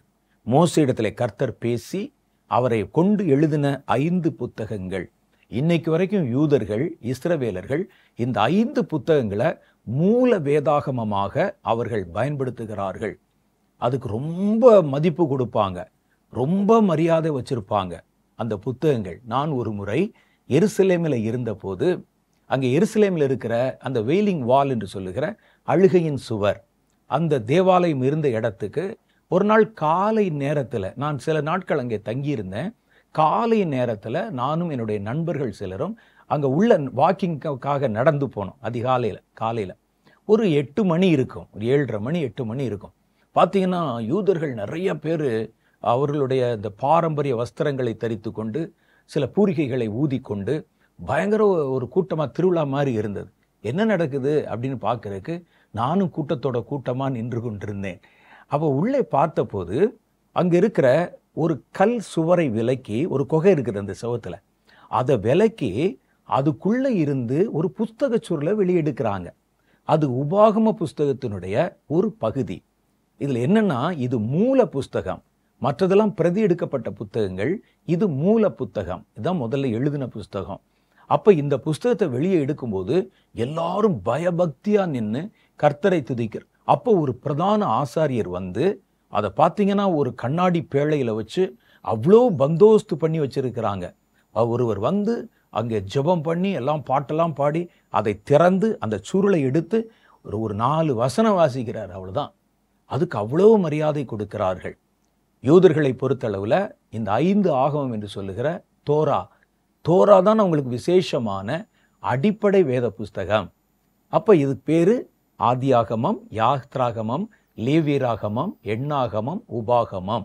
இது 5 புஸ்தகங்கள். அதுக்கு அடுத்து வரக்கூடிய புஸ்தகங்கள் எல்லாம் 2வது தொகுப்பு. யூதர்களை அந்த வேதம், தேவன் அவர்களோடு இடைப்பட்ட காரியங்களை சரித்திரத்தோடு சொல்லுகிற புஸ்தகங்கள். இதுக்கு பேரு வேதாகம சரித்திர புத்தகங்கள். வேதத்துல வந்து என்னன்னு கேட்டா, பல வேதங்கள் இருக்குது உலகத்துல. பல இடத்துல சீனாவில் நிறைய வேதம் இருக்குது, இந்தியாவில் நிறைய வேதம் இருக்குது, மாயா மதத்தவர்கள் பின்பற்றுகிற வேதங்கள் இருக்கு, அஷ்டக்கினர் பயன்படுத்துகிற வேதங்கள் இருக்கு, இப்படி நிறைய வேதங்கள் இருக்கு. அந்த வேதங்கள் எதிலுமே சரித்திர குறிப்புகள் ரொம்ப குறைவு. முன்னொரு காலத்திலே யுகங்களுக்கு முன்பாக அதெல்லாம் எதுவுமே இருக்காது. ஆனால் இந்த வேத புஸ்தகத்தில் மாத்திரம் தேவன் செய்த காரியம் சரித்திர பின்னணியோடு சொல்லப்பட்டிருக்கும். சரித்திரத்திலே வாழ்ந்த ராஜாக்கள், சரித்திரத்திலே காணப்பட்ட இடங்கள், அவர்களுடைய ஆட்சி முறைகள், அவைகள் பின்னணியிலே கர்த்தர் செய்த காரியங்களை சரித்திர குறிப்புகளோடு எழுதி வச்சிருப்பாங்க. உலகத்திலே எழுதப்பட்ட வேதங்கள்ல சொல்லப்பட்ட காரியங்களில் எல்லாவற்றையும் உண்மை என்று ஏறத்தாழ 90% காரியங்கள் அகழ்வாராய்ச்சி மூலம் நிரூபிக்கப்பட்டிருக்கிறது. அந்த சிறப்பு வேத புஸ்தகம் 1க்கு தான் இருக்கும். அவங்க அந்த இடத்துல ஒரு கிராமத்தை சொன்னால் நீங்கள் போய் தோண்டி பார்த்தா அந்த ஊர் இருக்கும். ஒரு கட்டடத்தை பற்றி சொன்னால் அந்த இடத்துல இருக்கும். மற்ற வேதங்களுக்கு அந்த சிறப்பு இல்லை. நம்ம தேடணும், எங்கே இருக்குன்னு தேடினா கிடைக்காது. பல வேதங்கள் கற்பனையாக எழுதப்பட்டவை. ஆனால் இது சரித்திர பின்னணி உள்ளது. இதற்கு எல்லாத்துக்கும் இப்பவும் சரித்திரம் இருக்கு. வேதத்தில் சொல்லப்பட்ட ஒரு இடத்தை நீங்கள் இப்பவும் போய் பார்க்கலாம். அப்போ அப்படிப்பட்ட சரித்திரங்கோடு பின்னின வேதாகம நிகழ்வுகளை சொல்லுகிற புஸ்தகங்கள் 2வது தொகுப்பிலே வருகிறது. அதில் என்னென்னலாம் வருதுன்னா, யோசுவாவின் புஸ்தகத்திலிருந்து எஸ்தர் என்ற ஒரு புஸ்தகம் இருக்கு. அது வரைக்கும் இருக்கிற புஸ்தகங்கள் எல்லாமே சரித்திர புத்தகங்கள். யோசுவா, நியாயாதிபதி, ரூத்து, 1 சாமுவேல் 2 சாமுவேல், 1 ராஜாக்கள் 2 ராஜாக்கள், 1 நாளாகமம் 2 நாளாகமம், அப்புறம் எஸ்ரா, நெகேமியா, எஸ்தர், இதெல்லாம் சேர்ந்த தொகுப்புக்கு சரித்திர பின்னணி உள்ள புத்தகங்கள். அப்போ அந்த ராஜாக்கள் என்று சொல்லும்போது யூதர்கள் நடுவில் ராஜாக்களை கர்த்தர் எழுப்பினார். அவங்க வாழ்ந்த காலத்தில் கர்த்தர் எப்படியெல்லாம் கிரியை செய்தார் என்பதை 2 தொகுப்பு புஸ்தகங்களாக போட்டிருக்கு. அந்த ராஜாக்கள், யூத ராஜாக்களுக்கு ஒரு சிறப்பு இருக்கு. அவங்க என்ன செய்வாங்கன்னா, தினம் நம்ம எப்படி ஒரு நாட்குறிப்பு எழுதுகிறோமோ, ஒரு டைரி எழுதுகிறோமோ, அது மாதிரி கவர்மெண்ட்லேயே அன்னன்னைக்கு என்ன நடந்தது என்பதை விவரமாக எழுதுவாங்க. நாள், ஒவ்வொரு நாளில் என்ன நடந்தது, எங்கள் ஆட்சியில் விசேஷமாக என்ன நடந்ததுன்னு இப்போ நம்ம நியூஸ் பேப்பர் சேர்த்து வைக்கிற மாதிரி அவங்க அந்த காலத்தில் கவர்மெண்ட்லேயே எழுதி வைப்பாங்க. அதற்கு பேர் தான் நாள் ஆகமம். அப்படின்னா நாள்தோறும் எழுதின நாட்குறிப்பு. அப்போ அவங்க ராஜாக்களுடைய நாட்குறிப்பு ஒரு டைரி. அது 2 தொகுதிகளாக, அது எல்லாமே எழுதுனா நமக்கு பெரிய பெரிய புஸ்தகமாக போயிடும். முக்கியமான நிகழ்வுகள் அதெல்லாம் குறிக்கப்பட்ட புத்தகம்தான் 1 நாளாகமம் 2 நாளாகமம். அப்புறம் எஸ்ரா, நெகேமியா, எஸ்தர், இவங்கெல்லாம் அந்த தேவாலயம் கட்டின காலங்களில் இருந்த உண்மையான தேவனுடைய பரிசுத்த பக்தர்கள். அவங்கள பற்றின சரித்திர குறிப்புகள், சரித்திர பின்னணியோட அவங்க வாழ்ந்த காலத்தில் என்ன மாதிரியான அரசியல் இருந்தது, யார் ஆட்சி பண்ணாங்க, அப்போ எப்படிப்பட்ட நடைமுறைகள் இருந்தது என்பதெல்லாம் நமக்கு சுட்டி காத்தெல்லாம் படித்து பார்த்தீங்கன்னா ரொம்ப இன்ட்ரெஸ்டிங்காக இருக்கும். அந்த யோசுவாவின் புஸ்தகம் படிச்சிங்கன்னா அது ரொம்ப இன்ட்ரெஸ்டிங்காக இருக்கும். சரித்திர நிகழ்வுகள், ராஜாக்கள், அதெல்லாம் நீங்கள் படிச்சீங்கன்னா ஒவ்வொரு ராஜாவும் என்ன செய்தான் அதை தொகுப்பாக நீங்கள் படிச்சுட்டே வந்தீங்கன்னா அந்தந்த காலங்களில் கர்த்தர் தம்முடைய ஜனங்களை எப்படி நடத்தினார் என்பதெல்லாம் நம்ம தெளிவாக தெரிந்து கொள்ள முடியும். 3வது ஒரு தொகுப்பு இருக்கிறது. இந்த தொகுப்புக்கு பேர் ஞானாகமம். எல்லாம் ஃபிலாசபி, தத்துவங்கள் சார்ந்த புத்தகங்களும் இசையோடு கூட தத்துவங்களை சொல்லுவாங்க. சில நேரத்தில் அந்த இசையோடு சொல்லுகிற தத்துவங்கள் அடங்கின புஸ்தகங்கள் பேர் எல்லாம் ஞானாகமம் என்ற தொகுதியிலே கடந்து வருகிறது. இது முழுசும் பார்த்தீங்கன்னா தத்துவம், ஃபிலாசபி இருக்கும். குறிப்பாக சொல்லணும், மாயை மாயை மாயை, எல்லாம் மாயையும் மனதுக்கு சஞ்சலமாக இருக்குது. இன்னைக்கு ஒருத்தன் இருப்பான், நாளைக்கு இருக்க மாட்டான். அவன் எவ்வளவோ சேர்த்து வைப்பான், கடைசியில் ஒன்றும் கொண்டு இப்பெல்லாம் பேசுகிறோம்ல, அது அந்த மாதிரி பேசுகிற தத்துவ புஸ்தகங்கள் அதில் அடங்கி இருக்கிறது. சில தத்துவங்கள் என்ன செய்வாங்கன்னா பாட்டு வடிவத்தில் சொல்லுவாங்க, இசை கோர்வை வடிவத்தில் இசையாக சொல்லுவாங்க. இது 2ம் சேர்ந்த தொகுதி தான் நம்ம பார்க்கிற 3வது தொகுதி. இதில் யோபு என்ற புஸ்தகம், சங்கீத புஸ்தகம், நீதிமொழிகளின் புஸ்தகம், பிரசங்கியின் புஸ்தகம், உன்னத பாட்டின் புஸ்தகம், இதெல்லாம் வருது. இதெல்லாம் பார்த்தீங்கன்னா கொஞ்சம் ப்ளசண்ட்டாக இருக்கும். அதில் நிறைய பல தத்துவங்கள் சொல்லப்பட்டிருக்கும். தேவனை துதிக்கிற ஆராதிக்கிற காரியங்கள் இருக்கும்.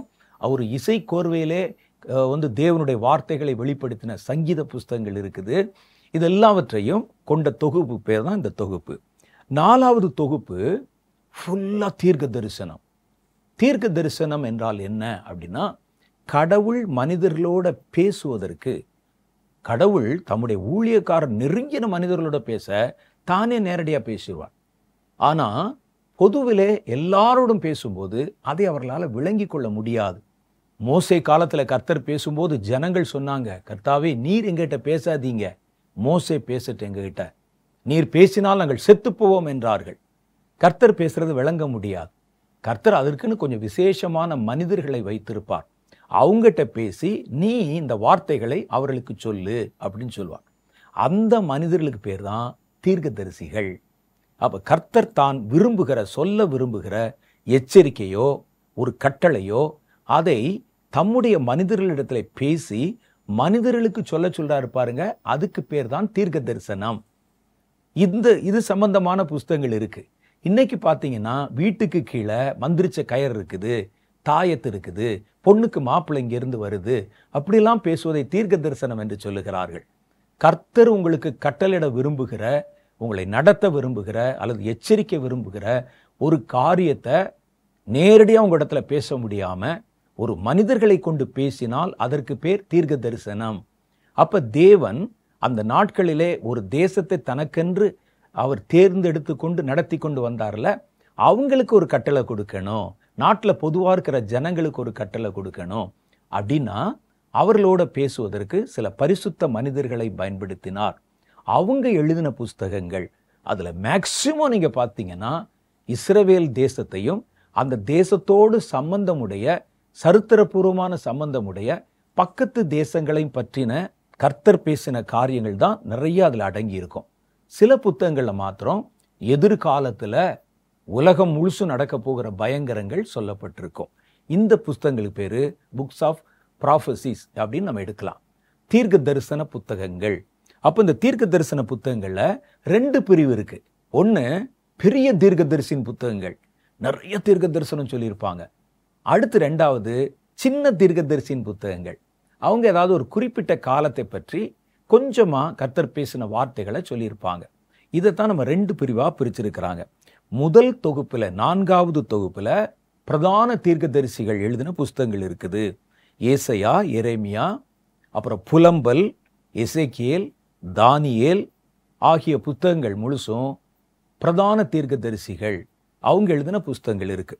அடுத்து பார்த்தீங்கன்னா மைனர் ப்ராஃபட்ஸ் அப்படின்னு சொல்லுவாங்க, சின்ன தீர்க்கதரிசிகள். அந்தந்த காலங்கள் அந்தந்த சமயங்கள் குறித்து சில முக்கியமான காரியங்களை அவங்க வெளிப்படுத்தி பேசியிருப்பாங்க.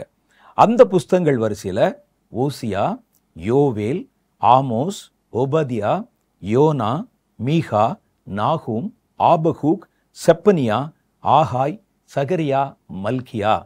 இதெல்லாம் நம்ம முதல்ல சொல்லும்போது உங்களுக்கு கஷ்டமாக இருக்க மாதிரி இருக்கும். ஏன்னா அது இதெல்லாம் இந்திய பேர் கிடையாது, எல்லாம் யூதர்களுடைய பெயர்கள். ஆனால் நீங்கள் படிக்க படிக்க இவங்கெல்லாம் உங்களுக்கு ரொம்ப நெருக்கமாயிருவாங்க. நீங்கள் சொல்ல சொல்ல பார்த்தீங்கன்னா ஏதோ உங்கள் கூட பிறந்து வளர்ந்தவங்க மாதிரி ஆயிடுவாங்க வேதத்தில். அப்போ இதனால நம்ம முதல்ல படிக்கும்போது பிரமிப்பாக இருக்கும், இதெல்லாம் இப்படி ஞாபகம் வச்சுக்கிறது. சண்டே ஸ்கூல் பிள்ளைகிட்ட கேட்டிங்கன்னா இந்த புத்தகங்களுடைய வரிசையை ஒரு மியூசிக் போட்டு பாட்டு மாதிரியே பாடுறாங்க இப்போ மனசில் வச்சுக்கிறதுக்காக. அப்போ இந்த புத்தகங்கள் இதெல்லாமே சின்ன தீர்க்கதரிசியின் புத்தகங்கள். இதில் அந்தந்த காலங்களுக்குரிய சில செய்திகளும் சில அதை தாண்டின செய்திகளும் கொஞ்சமாக சொல்லப்பட்டிருக்குது. அப்போ இதெல்லாம் சேர்ந்த 39 புஸ்தகம் நான் வாசித்து விட்டேன். இந்த 39 புஸ்தகங்கள் தான் ஓல்ட் டெஸ்டமெண்ட் என்றும் பழைய ஏற்பாடு என்றும் சொல்லப்படுகிறது. அடுத்து புதிய ஏற்பாட்டுக்குள்ளே வந்துட்டீங்கன்னா புதிய ஏற்பாடு தான் நமக்கு பிரதான புஸ்தகம். நீங்கள் வாசிக்க ஆரம்பிக்கும் போது முதல்ல புதிய ஏற்பாட்டை படிச்சிருங்க. அதிலும் குறிப்பாக முதல் 4 புஸ்தகங்கள் சுவிசேஷ புஸ்தகங்கள், அது எல்லாம் இயேசுவை பற்றி சொல்லப்பட்ட புஸ்தகங்கள். அதை முதல்ல தெளிவாக நீங்கள் படிச்சிருங்க. இந்த புதிய ஏற்பாட்டில் இருக்கிற 27 புஸ்தகங்களையும் கூட நம்ம ஒரு 5 பிரிவாக நம்ம பிரித்து கொள்ள முடியும். இந்த 27 புஸ்தகங்கள் 5 பிரிவாக பிரித்தோம்னா முதல் 4 புஸ்தகங்கள் சுவிசேஷங்கள் என்று சொல்லப்படுகிறது. சுவிசேஷம் என்றால் நற்செய்தி, விசேஷம் என்றால் செய்தி அப்படின்னு. அப்போ சுவிசேஷம் என்பது நற்செய்தி. உலகத்துக்கு மிக பிரதானமான ஒரே ஒரு நற்செய்தி தான் இருக்கிறது. வானத்தையும் பூமியும் படைத்த கடவுள் மனுஷனாய் வந்து மனுஷனுக்காக தன்னை பலியாக கொடுத்து மனுஷரை தம்மோடு வைத்துக் கொள்வதற்காக பரம் ஏறி போயிருக்கிறார். அவர் திரும்ப வருவார். இதுதான் சுவிசேஷம். இதற்கு ஒப்பான வேற செய்தி எதுவுமே கிடையாது. மற்றவைகள் எல்லாம் செய்திகள், அவ்வளவுதான். சிலர் சொல்லும்போது வெளிப்படுத்தின சுவிசேஷம் சொல்லுவாங்க. வெளிப்படுத்தின சுவிசேஷம் அல்ல, வெளிப்படுத்தின விசேஷம். இந்த 4 தான் சுவிசேஷம். இயேசுவை பற்றி பேசுகிற 4 புத்தகங்கள் புதிய ஏற்பாட்டில் முதல் 4 புத்தகங்களாக வருகிறது. மத்தேயு, மார்க்கு, லூக்கா, யோவான். இந்த 4மே இயேசுனுடைய வாழ்க்கை வரலாறையும் அவர் பேசின போதனைகளையும் சொல்லுகிறது. எதுக்கு 4 புஸ்தகம் அப்படின்னு நீங்கள் கேட்பீங்க. 4 பேரும் இயேசுவை 4 கோணத்திலிருந்து பார்த்து, ஒருவர் ராஜாவாகவும், ஒருவர் அவரை நமக்காக பலியிடப்பட்ட ஆட்டுக்குட்டியாகவும், இப்படி ஒவ்வொருவரும் ஒவ்வொரு கோணத்தில் இயேசுவை பற்றி எழுதின வாழ்க்கை சரித்திர குறிப்பு. அப்போ சில புத்தகங்களில் சில காரியங்கள் இருக்கும், இன்னொரு புத்தகத்தில் அந்த காரியம் இருக்காது. இதெல்லாம் நீங்கள் சேர்த்து தொகுத்து படிக்கிறதுக்கு தான் 4 சுவிசேஷங்களை அவர்கள் அங்கே எழுதியிருக்கிறாங்க. இவைகள் நம்பகமானவைகள். ஏன்னா இவர்கள் இயேசு வாழ்ந்த சம காலத்தில் வாழ்ந்த அல்லது இயேசுவோடு கூட ஊழியம் செய்து அவரோடு கூட வாழ்ந்தவர்கள் பக்கத்திலிருந்து அவருடைய வாழ்க்கையை பார்த்து எழுதினவைகள். அதனால் இதில் எந்த கலப்பும் இல்லாமல் அவர் என்ன பேசினார், என்ன செய்தார் என்கிறதெல்லாம் குறிப்பாக அவர்கள் 4 புஸ்தகங்களை வச்சிருக்கிறாங்க. நீங்கள் முதல்ல படிக்க வேண்டிய பிரதான புத்தகங்கள் இவைகள் தான். அடுத்த காரியம் பார்த்தீங்கன்னா 2வது தொகுப்பில் ஒரே ஒரு புஸ்தகம் வருது. இயேசுனுடைய சீஷர்கள் இருக்கிறாங்கல்ல, அந்த ஊழியக்காரர்கள் முதல் நிலை ஊழியக்காரர்கள், புதிய ஏற்பாட்டினுடைய முதல் நிலை ஊழியக்காரங்க, அவங்க தான் ஃபர்ஸ்ட் ஊழியக்காரர்கள். அவர்கள் என்ன ஊழியம் செஞ்சாங்க, அப்போ இயேசு விரும்பின ஊழியத்தை எப்படி செஞ்சாங்க என்று அவர்களுடைய நடவடிக்கைகள், அவங்களுடைய ஆக்டிவிட்டீஸ், நடவடிக்கைகள்னா ஆக்டிவிட்டீஸ், இவைகளை பற்றி எழுதின ஒரு புஸ்தகம். அதுக்கு பேர் அப்போஸ்தலர் நடவடிக்கைகள். இந்த புஸ்தகம் எதுக்கு வச்சுருக்காங்கன்னா, கர்த்தருக்கு ஊழியம் செய்ய போகிறவங்க எப்படிலாம் செய்யணும், பாடுகள் வரும்போது எப்படி இருக்கணும், என்னென்ன மாதிரி சுவிசேஷத்தை அறிவிக்கணும், யார் யாருக்கு எப்படி சொல்லணும் போன்ற பல காரியங்கள் அதில் சொல்லப்பட்டிருக்கிறது. அடுத்து ஒரு தொகுப்பு இருக்குது, அது எல்லாம் பார்த்தீங்கன்னா நிருபங்கள். 3வது தொகுப்பு. நிருபங்கள் என்றால் உங்களுக்கு சுலபமாக புரிய சொல்லணும்னா லெட்டர்ஸ் அப்படின்னு சொல்லலாம். அது கடிதங்கள். இந்த ஊழியர்கள் போய் ஒவ்வொரு ஊர்லேயும் ஊழியம் செய்து அங்கே பல பேர் இயேசுவை ஏற்றுக்கொண்ட போது அவர்களை ஒரு சபையாக வைத்து அவங்களை கர்த்தருக்குள்ளே வளர்ப்பதற்கு முயற்சி பண்ணாங்க. அது அவர்கள் செய்து முடித்த பின்பு அவர்கள் தொடர்ந்து ஊழியம் செய்ய மற்ற இடங்களுக்கு போகிறதுனால இவர்களை கண்காணிக்க ஒரு ஆளை போட்டுட்டு அவங்க போனாலும் அவர்கள் வெளியிடத்திலிருந்து இந்த சபையாருக்கு, தான் உருவாக்கின சபையாருக்கு அடிக்கடி கடிதம் எழுதி கொண்டே இருந்தாங்க. இவங்களை பற்றி ஏதாவது ஒரு செய்தி வரும், உடனே அவங்களுக்கு ஒரு லெட்டர் எழுதி இதெல்லாம் இப்படி இப்படி செய்யுங்க, நடத்துங்கன்னு எழுதுவாங்க. அப்படி எழுதப்பட்ட அந்த கடிதங்களில் புதிய ஏற்பாட்டில் தேவனுடைய பிள்ளைகள் நடக்க வேண்டிய விதம், அவங்க பேச வேண்டிய விதம், கடைபிடிக்க வேண்டிய காரியங்கள், புதிய ஏற்பாட்டு கொள்கைகள் எல்லாவற்றையும் அவர்கள் உள்ளே வைத்து தேவன் அவர்களுக்கு கற்பித்து கொடுத்ததை எழுதினாங்க. அந்த மாதிரி பார்க்கும்போது ரோமர், 1 கொரிந்தியர், 2 கொரிந்தியர் அப்படின்னா என்ன அர்த்தம்னா, அந்த கொரிந்து என்ற பட்டணத்துக்கு 2 தடவை லெட்டர் எழுதியிருக்கிறாங்க. முதல் பார்ட் 1, பார்ட் 2, 1 கொரிந்தியர், 2 கொரிந்தியர். அடுத்து கலாத்தியர், எபேசியர், பிலிப்பியர், இதெல்லாம் ஒரு லெட்டர் தான். அப்புறம் இந்த கொலோசையர், 1 தெசலோனிக்கேயர், 2 தெசலோனிக்கேயர். தெசலோனிக்கே பட்டணத்துக்கு 2 தடவை எழுதியிருக்காங்க. 1 தீமோத்தேயு, 2 தீமோத்தேயு, தீத்து, அப்புறம் பிலமோன், அப்புறம் எபிரேயர் அப்படின்னு இந்த நிருபங்கள், கடிதங்கள் எழுதப்பட்ட புத்தகங்கள் இருக்கின்றன. இந்த புத்தகத்தில் நீங்கள் படித்த அந்த பேர் முழுசுமே புஸ்தகத்தை எழுதினவங்களுடைய பேர் இல்லை, எழுதப்பட்ட கடிதத்தை பெற்றுக்கொண்டவங்க பேர். இவங்க எழுதலை. நீங்கள் இந்த தீமோத்தேயுன்னு சொன்னோன்னே தீமோத்தேயு எழுதியிருப்பார் போல இருக்கு, தெசலோனிக்கேன்னு சொன்னால் தெசலோனிக்கேயர்னு யாரோ ஒருத்தர் எழுதியிருப்பார் போல இருக்கு, அப்படி சொல்லக்கூடாது. இதில் சில மனிதர்களுடைய பெயர்களும் சில பட்டணங்களுடைய பேரும், அந்த பட்டணத்தில் இருக்கிற சபை, அந்த பட்டணங்களுடைய பெயர்களும் இருக்குது. இதெல்லாம் கடிதத்தை பெற்றுக்கொண்டவர்கள், கடிதம் எழுதினவர்கள் அல்ல என்பதையும் நீங்கள் புரிஞ்சுக்கிறணும். அது மாதிரி நமக்கு பார்க்கும்போது தெசலோனிக்கேயர்னு வரும்போது யாரோ ஒரு சாமியார் போல இருக்குது, ஒரு ஆள் போல இருக்குன்னு நினைக்கக்கூடாது. தெசலோனிக்கேயா என்பது ஒரு பட்டணம். அந்த பட்டணத்தில் குடியிருக்கிற விசுவாசிகளுக்கு எழுதின ஒரு புஸ்தகம் அப்படி நம்ம தெரிஞ்சுக்கிறணும். அதுக்கப்புறம் உள்ள புஸ்தகங்கள் பார்த்தா சீஷர்கள் எழுதின புஸ்தகங்கள். இயேசுவோடு கூட இருந்த சீஷர்கள் அவங்க சில புத்தகங்கள் எழுதியிருக்கிறாங்க. அதில் யாக்கோபின் புஸ்தகம், 1 பேதுரு, 2 பேதுரு, 1 யோவான், 2 யோவான், 3 யோவான், யூதா, இவங்கெல்லாம் இயேசுவோடு இருந்த 12 சீஷர்களில் இருந்தவங்க. இவர்கள் தனித்தனியாக எழுதின புஸ்தகங்கள். அது பரிசுத்தவான்களுக்கு எழுதியிருக்கிறாங்க, பொதுவான பரிசுத்தவான்களுக்கும் எழுதியிருக்கிறாங்க. இந்த புத்தகங்கள் அடுத்த 4வது தொகுதியிலே வருகிறது. 5வது தொகுதியில் ஒரே ஒரு புஸ்தகம்தான், அது புதிய ஏற்பாட்டு தீர்க்க தரிசன புஸ்தகம். அதுதான் பூமியினுடைய முடிவு, அதுக்கப்புறம் வரக்கூடிய வாழ்க்கை, இதை பற்றிலாம் தெளிவாய் பேசுகிற ஒரு புஸ்தகம். வெளிப்படுத்தின விசேஷம், வெளிப்படுத்தின சுவிசேஷம் சொல்லக்கூடாது, வெளிப்படுத்தின விசேஷம்.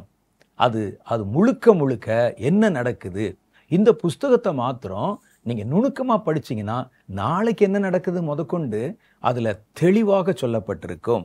அதை நம்ம தெரிந்து கொள்ளுகிறோம்.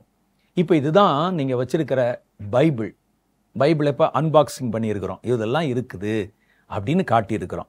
இந்த புதிய நிலைமையில் இருக்கிறவங்க, புதுசாக கிறிஸ்துவுக்குள்ளே வந்தவங்க வேதத்தை எப்படி படிக்கணும் அப்படின்னா ஒரு சில டிப்ஸ் தான் இதெல்லாம்.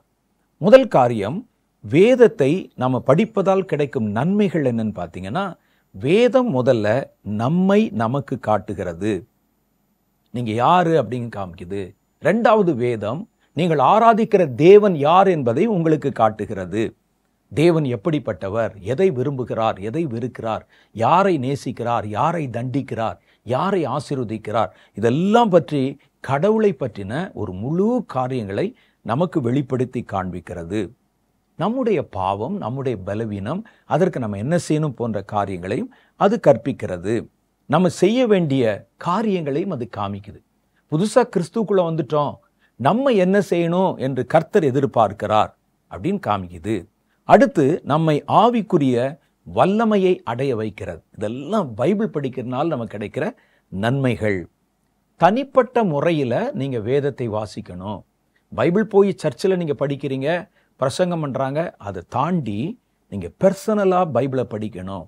அப்படி படிக்கும்போது நம்ம என்ன செய்யணும் அப்படின்னா, எப்போ நீங்கள் வேதத்தை எடுத்து வாசிக்கும்போது ஜெபம் பண்ணிட்டு தான் நீங்கள் வேதத்தை படிக்கணும்.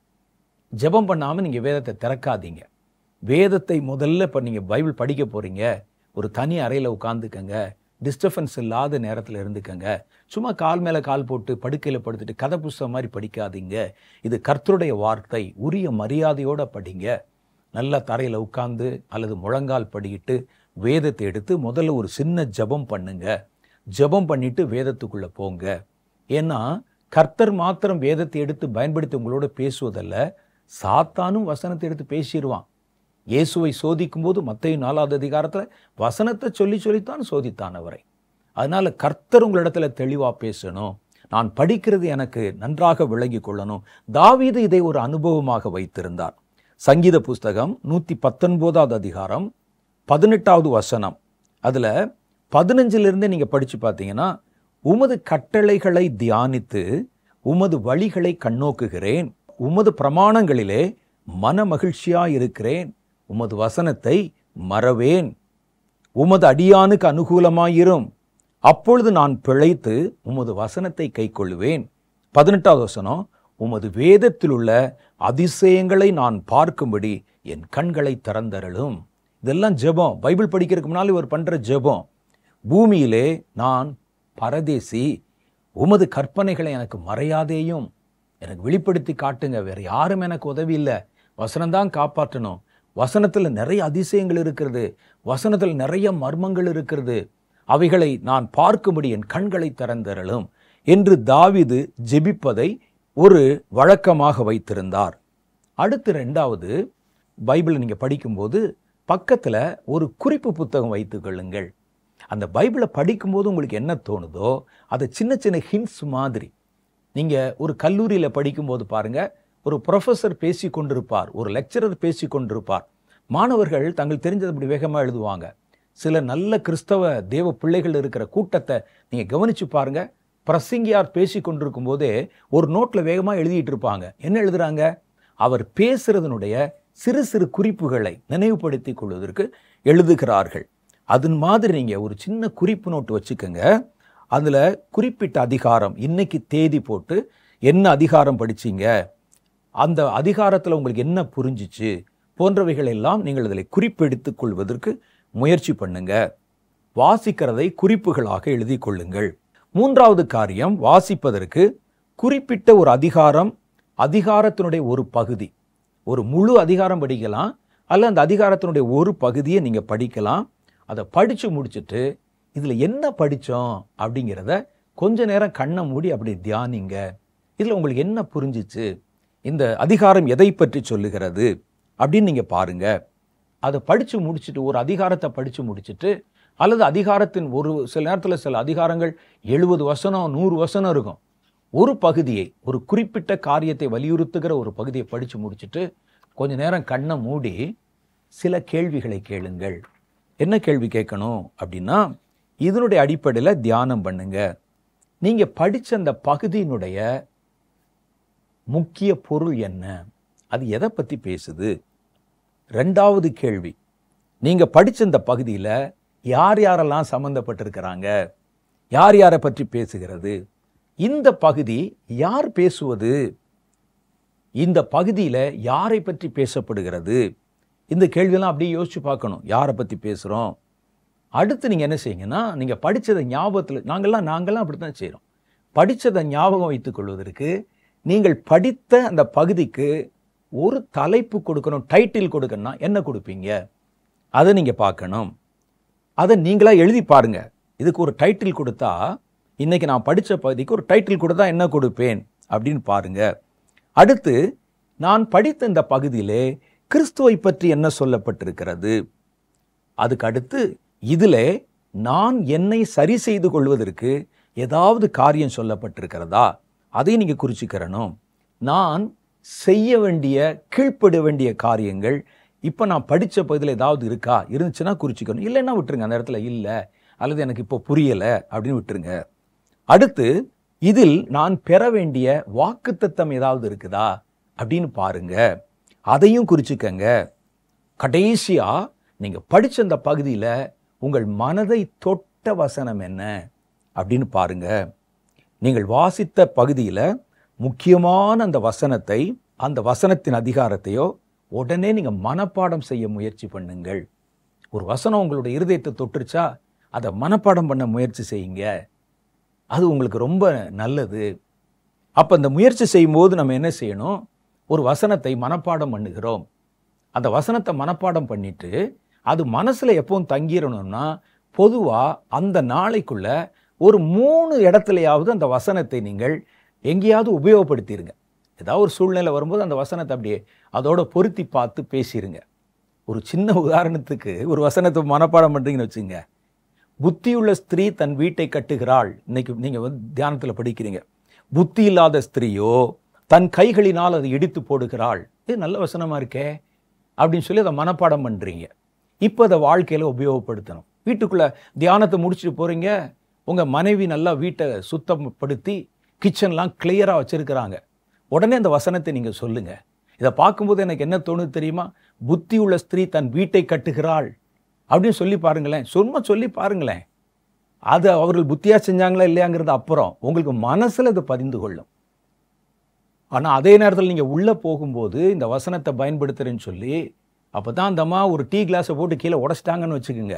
நீங்க இந்த வசனத்தை சொல்லுகிறீர், புத்தியுள்ள ஸ்திரீ தன் வீட்டை கட்டுகிறாள், புத்தி இல்லாத ஸ்திரீயோ தன் கைகளினால் அதை இடித்து போடுகிறாள். அவ்வளவுதான். அப்பதுக்கு நாம் பொறுப்பு இல்லை. நீங்க என்ன செய்யணும்னா, அந்த வசனங்களை உபயோகப்படுத்தி நண்பரிடத்துல உபயோகப்படுத்துங்க, பிள்ளைகள் இடத்துல உபயோகப்படுத்துங்க, சமயத்துக்கு ஏற்ற மாதிரி உபயோகப்படுத்தி பாருங்க. அது மனசுல பசுமரத்தாணி போல தங்கிவிடும். நாங்கெல்லாம் சில வசனங்களை சொல்லும்போது பாருங்களேன், பைபிளெலாம் படிக்காமலே அப்படியே பார்க்காமலே சொல்லுவோம். எல்லா வசனமும் தெரியாது, சில குறிப்பிட்ட வசனங்கள் எங்க மனசுல வச்சிருப்போம். அதனால நம்ம என்ன செய்யணும், அந்த மாதிரி வேதத்தை நீங்கள் வாசித்து அதனுடைய பொருளை அறிந்து கொள்ள முற்படுங்கள். வேதத்தை படிக்கும்போது நம்ம என்ன செய்யணும்னு கேட்டா, அதிகாரமா படிக்கிறது ஒன்று இருக்கு. அது நல்ல ஆராய்ச்சி பூர்வமாக நம்ம தெரிந்து கொள்வதற்கு 1189 அதிகாரங்கள் வேத புஸ்தகத்தில் இருக்கு. ஒரு நாளைக்கு ஒரு அதிகாரத்தை நீங்க படிச்சீங்கன்னா,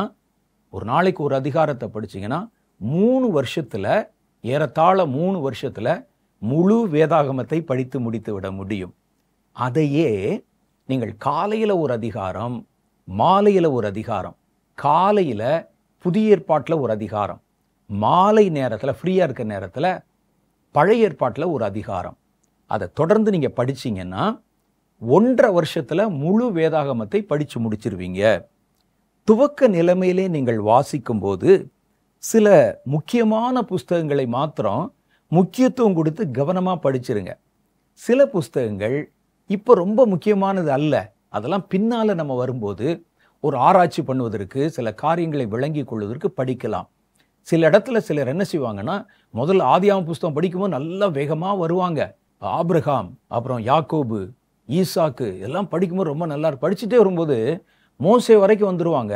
லேவியராகம் வந்தோடனே மாட்டிக்கொள்வார்கள். என்னடா இது இப்படி இருக்குது, எப்படி வந்து வெண்கல இது செய்யணும், எப்படி சர்வாங்க தகன பலி கொடுக்கணும், எப்படி திரி போடணும், இது என்னது இனிமேல் இப்படித்தான் இருக்கும் போல அதோட பைபிள் வச்சுருவாங்க. அதனால் நீங்கள் ஞானமாக முதல்ல பைபிளுடைய முக்கியமான பொருள்களை எல்லாம் நீங்கள் முதல்ல படிச்சிருங்க. கொஞ்சம் நமக்கு இப்போ தேவையில்லை, லேவியராம புஸ்தகத்தில் போடப்பட்ட பார்த்து நீங்கள் என்ன பலியாக கொடுக்க போகிறீங்க, இப்போது தேவையில்லை, பின்னால் விளங்கி கொள்வதற்கு படிக்கலாம் சொல்லும்போது சில புத்தகங்கள் அவ்வளோ முக்கியம் இல்லாதவைகள், அவைகளை கொஞ்சம் தள்ளி வைத்து விட்டு ஸ்கிப் பண்ணிட்டு நீங்கள் போயிடலாம் முதல் கட்டத்தில். அப்போ அந்த மாதிரி புத்தகங்கள் என்னென்ன இருக்குது அப்படின்னு பார்த்தா, லேவியராகம புஸ்தகம் அது முழுவதும் ஆசாரியர்களுக்கு கொடுக்கப்பட்ட பல கட்டளைகள் அடங்கி இருக்குது. நாளாகம புஸ்தகம் ராஜாக்கள் காலத்தில் நடந்தது தான் மறுபடியும் திருப்பி ராஜாக்களுடைய வெர்ஷனில் எழுதியிருப்பாங்க. அதுலேயும் பார்த்தீங்கன்னா கணக்கெல்லாம் போட்டிருப்பாங்க. தேவாலயத்தில் என்னென்ன பொருள் இருந்துச்சு, அவருடைய ஆட்சியில் என்னென்ன பொருள் இருந்துச்சுன்னு கணக்கு போட்டிருப்பாங்க. இத்தனை கட்டில் இத்தனை மெத்த, அவ்வளோதான், நொந்து போயிடுவீங்க நீங்கள். அதனால் நீங்கள் என்ன செய்யலாம், அந்த அவைகளெல்லாம் நீங்கள் கொஞ்சம் பின்னால் படித்து கொள்ளலாம். வேதத்தை நுணுக்கமாக ஆராய்ச்சி பண்ணி படிப்பாங்கல்ல, அப்போ நாளாகம புத்தகத்தை படிச்சுக்கலாம். புதிய ஏற்பாட்டில் இயேசுனுடைய வம்சாவளி பட்டியல் அப்படின்னு ஒன்று இருக்கும். அதை நீங்கள் ஆரம்பத்தில் படிக்காதீங்க, அது உங்களுக்கு ஒன்றும் புரியாது. அது மத்தேயு சுவிசேஷத்தில் முதல் அதிகாரத்தில் இருக்கும். இவன் அவனை பெற்றான். சில நேரத்தில் அப்படியே எனக்கெல்லாம் ஆரம்பத்தில் படிக்கும்போது முழு பைபிளுமே இப்படித்தான் இருக்குமோ அப்படின்னு நினச்சிட்டேன். அது நீங்கள் பின்னால் படிக்கணும். அதனால் நீங்கள் 2வது அதிகாரத்துலேருந்து படிக்கலாம். படிச்சுட்டு வேதத்தை ஒரு ரவுண்டு முதல்ல வந்து ஓரளவுக்கு புரிஞ்ச பிறகு அப்புறம் நுணுக்கமான பகுதிகளை நீங்கள் படிக்கும்போது அந்த வம்சாவளி பட்டியலில் யார் யார் இடம் பெற்றிருக்கிறாங்க, அவங்க பழைய ஏற்பாட்டில் எப்படி இருக்காங்க, ஏன் அவர்கள் இயேசு பிறப்பதற்கான நேரடி அந்த வம்ச அட்டவணையில் எப்படி வந்தாங்க, அதை புரிந்து கொள்ளத்தான் வம்சாவளி பட்டியல் பயன்படும். முதல்ல எடுத்தோடனே நீங்கள் அதை படிச்சிங்கன்னா உங்களுக்கு அது முழுவதும் புரியாது. அதனால் நம்ம என்ன செய்யணும், ஒரு சாப்பாடு வைக்கும்போது பாருங்களேன், முதல்ல எது எது அவங்களுக்கு பிடிக்குமோ அதை மாத்திரம் முதல்ல சாப்பிடுவாங்க. அது மாதிரி வேதத்தில் இவைகள் அவாய்ட் பண்ணக்கூடியது அல்ல. ஆனால் முதல் ப்ரியாரிட்டியில் இதை நீங்கள் வாசிக்க வேண்டாம், சோர்வு வந்துடும் உங்களுக்கு. அதனால் இவைகளெல்லாம் நீங்கள் வைத்து விட்டு நீங்கள் எது முக்கியமான காரியங்களோ அதில் கவனமாக வாசிக்க பழகுங்கள். அப்போ இவைகளை உங்களுடைய மனதில் வைத்து கொண்டு வேதத்தை வாசிக்க ஆரம்பித்தால் வேதம் சுலபமாய் நம்முடைய மனதுக்குள்ளே வந்துவிடும். மாத்திரமல்ல, வேதத்தை நீங்கள் பேச பேச பழக பழக, முதல்ல பார்த்தீங்கன்னா இதெல்லாம் வேறொரு கலாச்சாரத்தின் பின்னணியில் எழுதப்பட்டதுனால சில ஆட்களுடைய பேர், அவர்கள் வாழ்ந்த ஊர், சில காரியங்கள் இதெல்லாம் நமக்கு வந்து விளங்கி கொள்ள மனசில் நிற்கிறதுக்கு கஷ்டமாக இருக்கும்.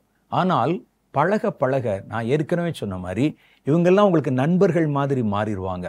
அவர்களுடைய பேசின வார்த்தை, ஒரு தாவீது, ஒரு சாலமன், இவங்கெல்லாம் எப்படி வாழ்ந்தாங்க, இது மாதிரி வந்து ஒவ்வொருவரை பற்றி எரேமியா, எசேக்கியேல், அது போன்ற காரியங்கள் எல்லாமே உங்களுக்கு பரிச்சயமாக ஆரம்பிச்சிடும். இவைகளை வாசித்து விட்டு நீங்கள் சபைகளுக்கு போகும்போது அல்லது ஒருவருடைய செய்தியை கேட்க போகும்போது நீங்கள் வாசித்த பகுதிகளை அவர்கள் சொல்லும்போது நீங்கள் மறுபடியும் அந்த பகுதி நமக்கு தான் அதை படிச்சிட்டோமே அப்படின்னு இல்லாமல் அதை எடுத்து பார்க்கணும். நீங்கள் வாசித்த அதே பகுதி தான், நீங்கள் அதை எப்படி விளங்கி கொண்டிருந்தீங்க, இவர்கள் அதை உங்களுக்கு எப்படி விளக்குகிறார்கள், நீங்கள் விளங்கி கொண்டதை விட மேலதிகமாக ஏதாவது சொன்னாங்கன்னா அதை நீங்கள் சேர்த்து கொள்ளுங்கள்.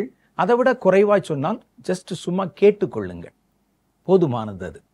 அப்போ இதை என்ன செய்யணும், மறுபடி புதுப்பிக்கப்படும். தப்பான காரியங்கள் பேசும்போது இவங்க சொல்றது வேத வசனத்தினுடைய அடிப்படைக்கு தவறாக இருக்கிறது என்று தெளிவாக உங்களுக்கு புரிய ஆரம்பிச்சிடும்.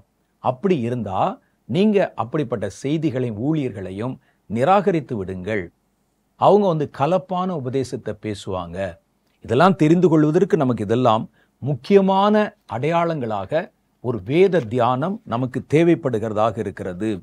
ஒவ்வொரு வேத பகுதியும் நீங்கள் வாசித்து முடித்த உடனே, ஒரு பகுதியை நீங்கள் வாசித்த உடனே அவைகளுடைய அத்தியாயத்தில் இது எதை பற்றி சொல்லுகிறதுன்னு சின்ன சின்ன குறிப்பு, அதைத்தான் ஒரு ஹெட்டிங் மாதிரி, ஒரு தலைப்பு மாதிரி போட்டால் சுலபமாக புரிந்து கொள்ள நமக்கு அது வழிவகுக்கும்.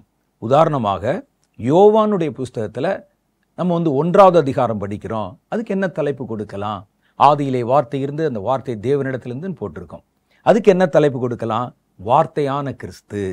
2வது பார்த்தீங்கன்னா இயேசு செய்த முதல் அற்புதம் வருகிறது 2வது அதிகாரத்தில், இயேசுவின் முதல் அற்புதம். 3வது காரியம் பாருங்க, இயேசு மறுபிறப்புனா என்ன என்று தம் சீஷர்களுக்கும் நிக்கோதேமு என்பவருக்கும் அவர் வெளிப்படுத்தி சொன்ன காரியம் இருக்குது. அப்போ 3வது அதிகாரத்தை பேர் போட்டு இயேசுவின் மறுபிறப்பின் ரகசியம் அப்படின்னு ஒரு தலைப்பு கொடுங்க. 4வது அதிகாரம் வரும்பொழுது சமாரிய பெண்ணும் ரட்சிப்பும் அப்படின்னு ஒரு தலைப்பு கொடுக்கலாம். இப்படி நீங்கள் வாசிக்கிற ஒவ்வொரு அதிகாரத்துக்கும் நீங்களா ஒரு தலைப்பு போட்டு பாருங்க. ஒரு அதிகாரத்தை படித்து முடித்த பிறகு அதை உங்கள் தியானத்தில் கொண்டு வந்து அதை பைபிளை மூடி வச்சுட்டு நீங்கள் படித்ததை உங்கள் வெர்ஷனில் உங்கள் ஸ்டைலில் நீங்கள் எழுதி பாருங்கள். ஒரு தடவை பைபிள் இருக்க மாதிரி எழுதுன்னு அவசியம் இல்லை. அதை நீங்கள் உங்களுடைய நடையில் ஒரு பக்கத்தில் எழுதி பாருங்க. எழுதி பார்க்கும்போது அதனுடைய கருத்து, அந்த காரியம் உங்களுக்கு மனசில் நன்றாக பதிந்துவிடும். நாளைக்கு நீங்கள் என்னை மாதிரி ஒரு பிரசங்கம் பண்ணும்போதோ அல்லது மற்றவர்களுக்கு இயேசுவை பற்றி சொல்லும்போதோ முழு வசனத்தை அப்படியே சொல்லாமல் அவங்களுக்கு புரியாது. அதை மென்மைப்படுத்தி அவர்கள் புரிந்து கொள்ளுகிற விதம் சொல்லுவதற்கு அது உங்களுக்கு உதவியாக இருக்கும். அப்போ ஒரு அதிகாரத்தை படிக்கணும், யோசிக்கணும், பைபிளை மூடிட்டு நீங்களாக எழுதி பார்க்கணும். அதை உங்களுடைய நடையில் எழுதி பாருங்களேன். பார்க்க பார்க்க உங்களுக்கு ரொம்ப இன்ட்ரெஸ்டிங்காக இருக்கும். பைபிளை இப்படி படித்தா வேதம் நமக்கு பக்கத்தில் இருக்கும். வேதத்தை வாங்கிட்டீங்க, படிங்க. கர்த்தர் உங்கள் கண்களை திறப்பார். தேவன் அருள்வதாக சொன்ன நித்திய ஜீவன் இந்த வசனத்தில் இருக்கிறது. சின்ன ஜெபம் பண்ணிடுவோமா? இரக்கத்தில் ஐஸ்வர்யமுள்ள எங்கள் தேவனே, வேதத்தை நாங்கள் வாசிக்கவும் வேதத்தின் அதிசயங்களை பார்க்கவும் இந்த வார்த்தைகளை கேட்டவருடைய கண்களை திறந்து அருளும். அவர்கள் ஒவ்வொரு முறை வேதத்தை எடுக்கும் போதும் வாசிக்கும் போதும் ஆவியானவர் அவர்களோட கூட இருந்து வெளிப்படுத்தி பேசி அருளும். கர்த்தர் கொடுத்த அந்த வேதம் அவர்களோட கூட இடைப்பட்டு தான் விரும்பின காரியத்தை அவருடைய வாழ்க்கையை நிறைவேற்ற உதவி செய்யும். இயேசுவின் நாமத்திலே எங்கள் ஜெபங்களை ஏற்றுக்கொள்ளும் பிதாவே, ஆமென்.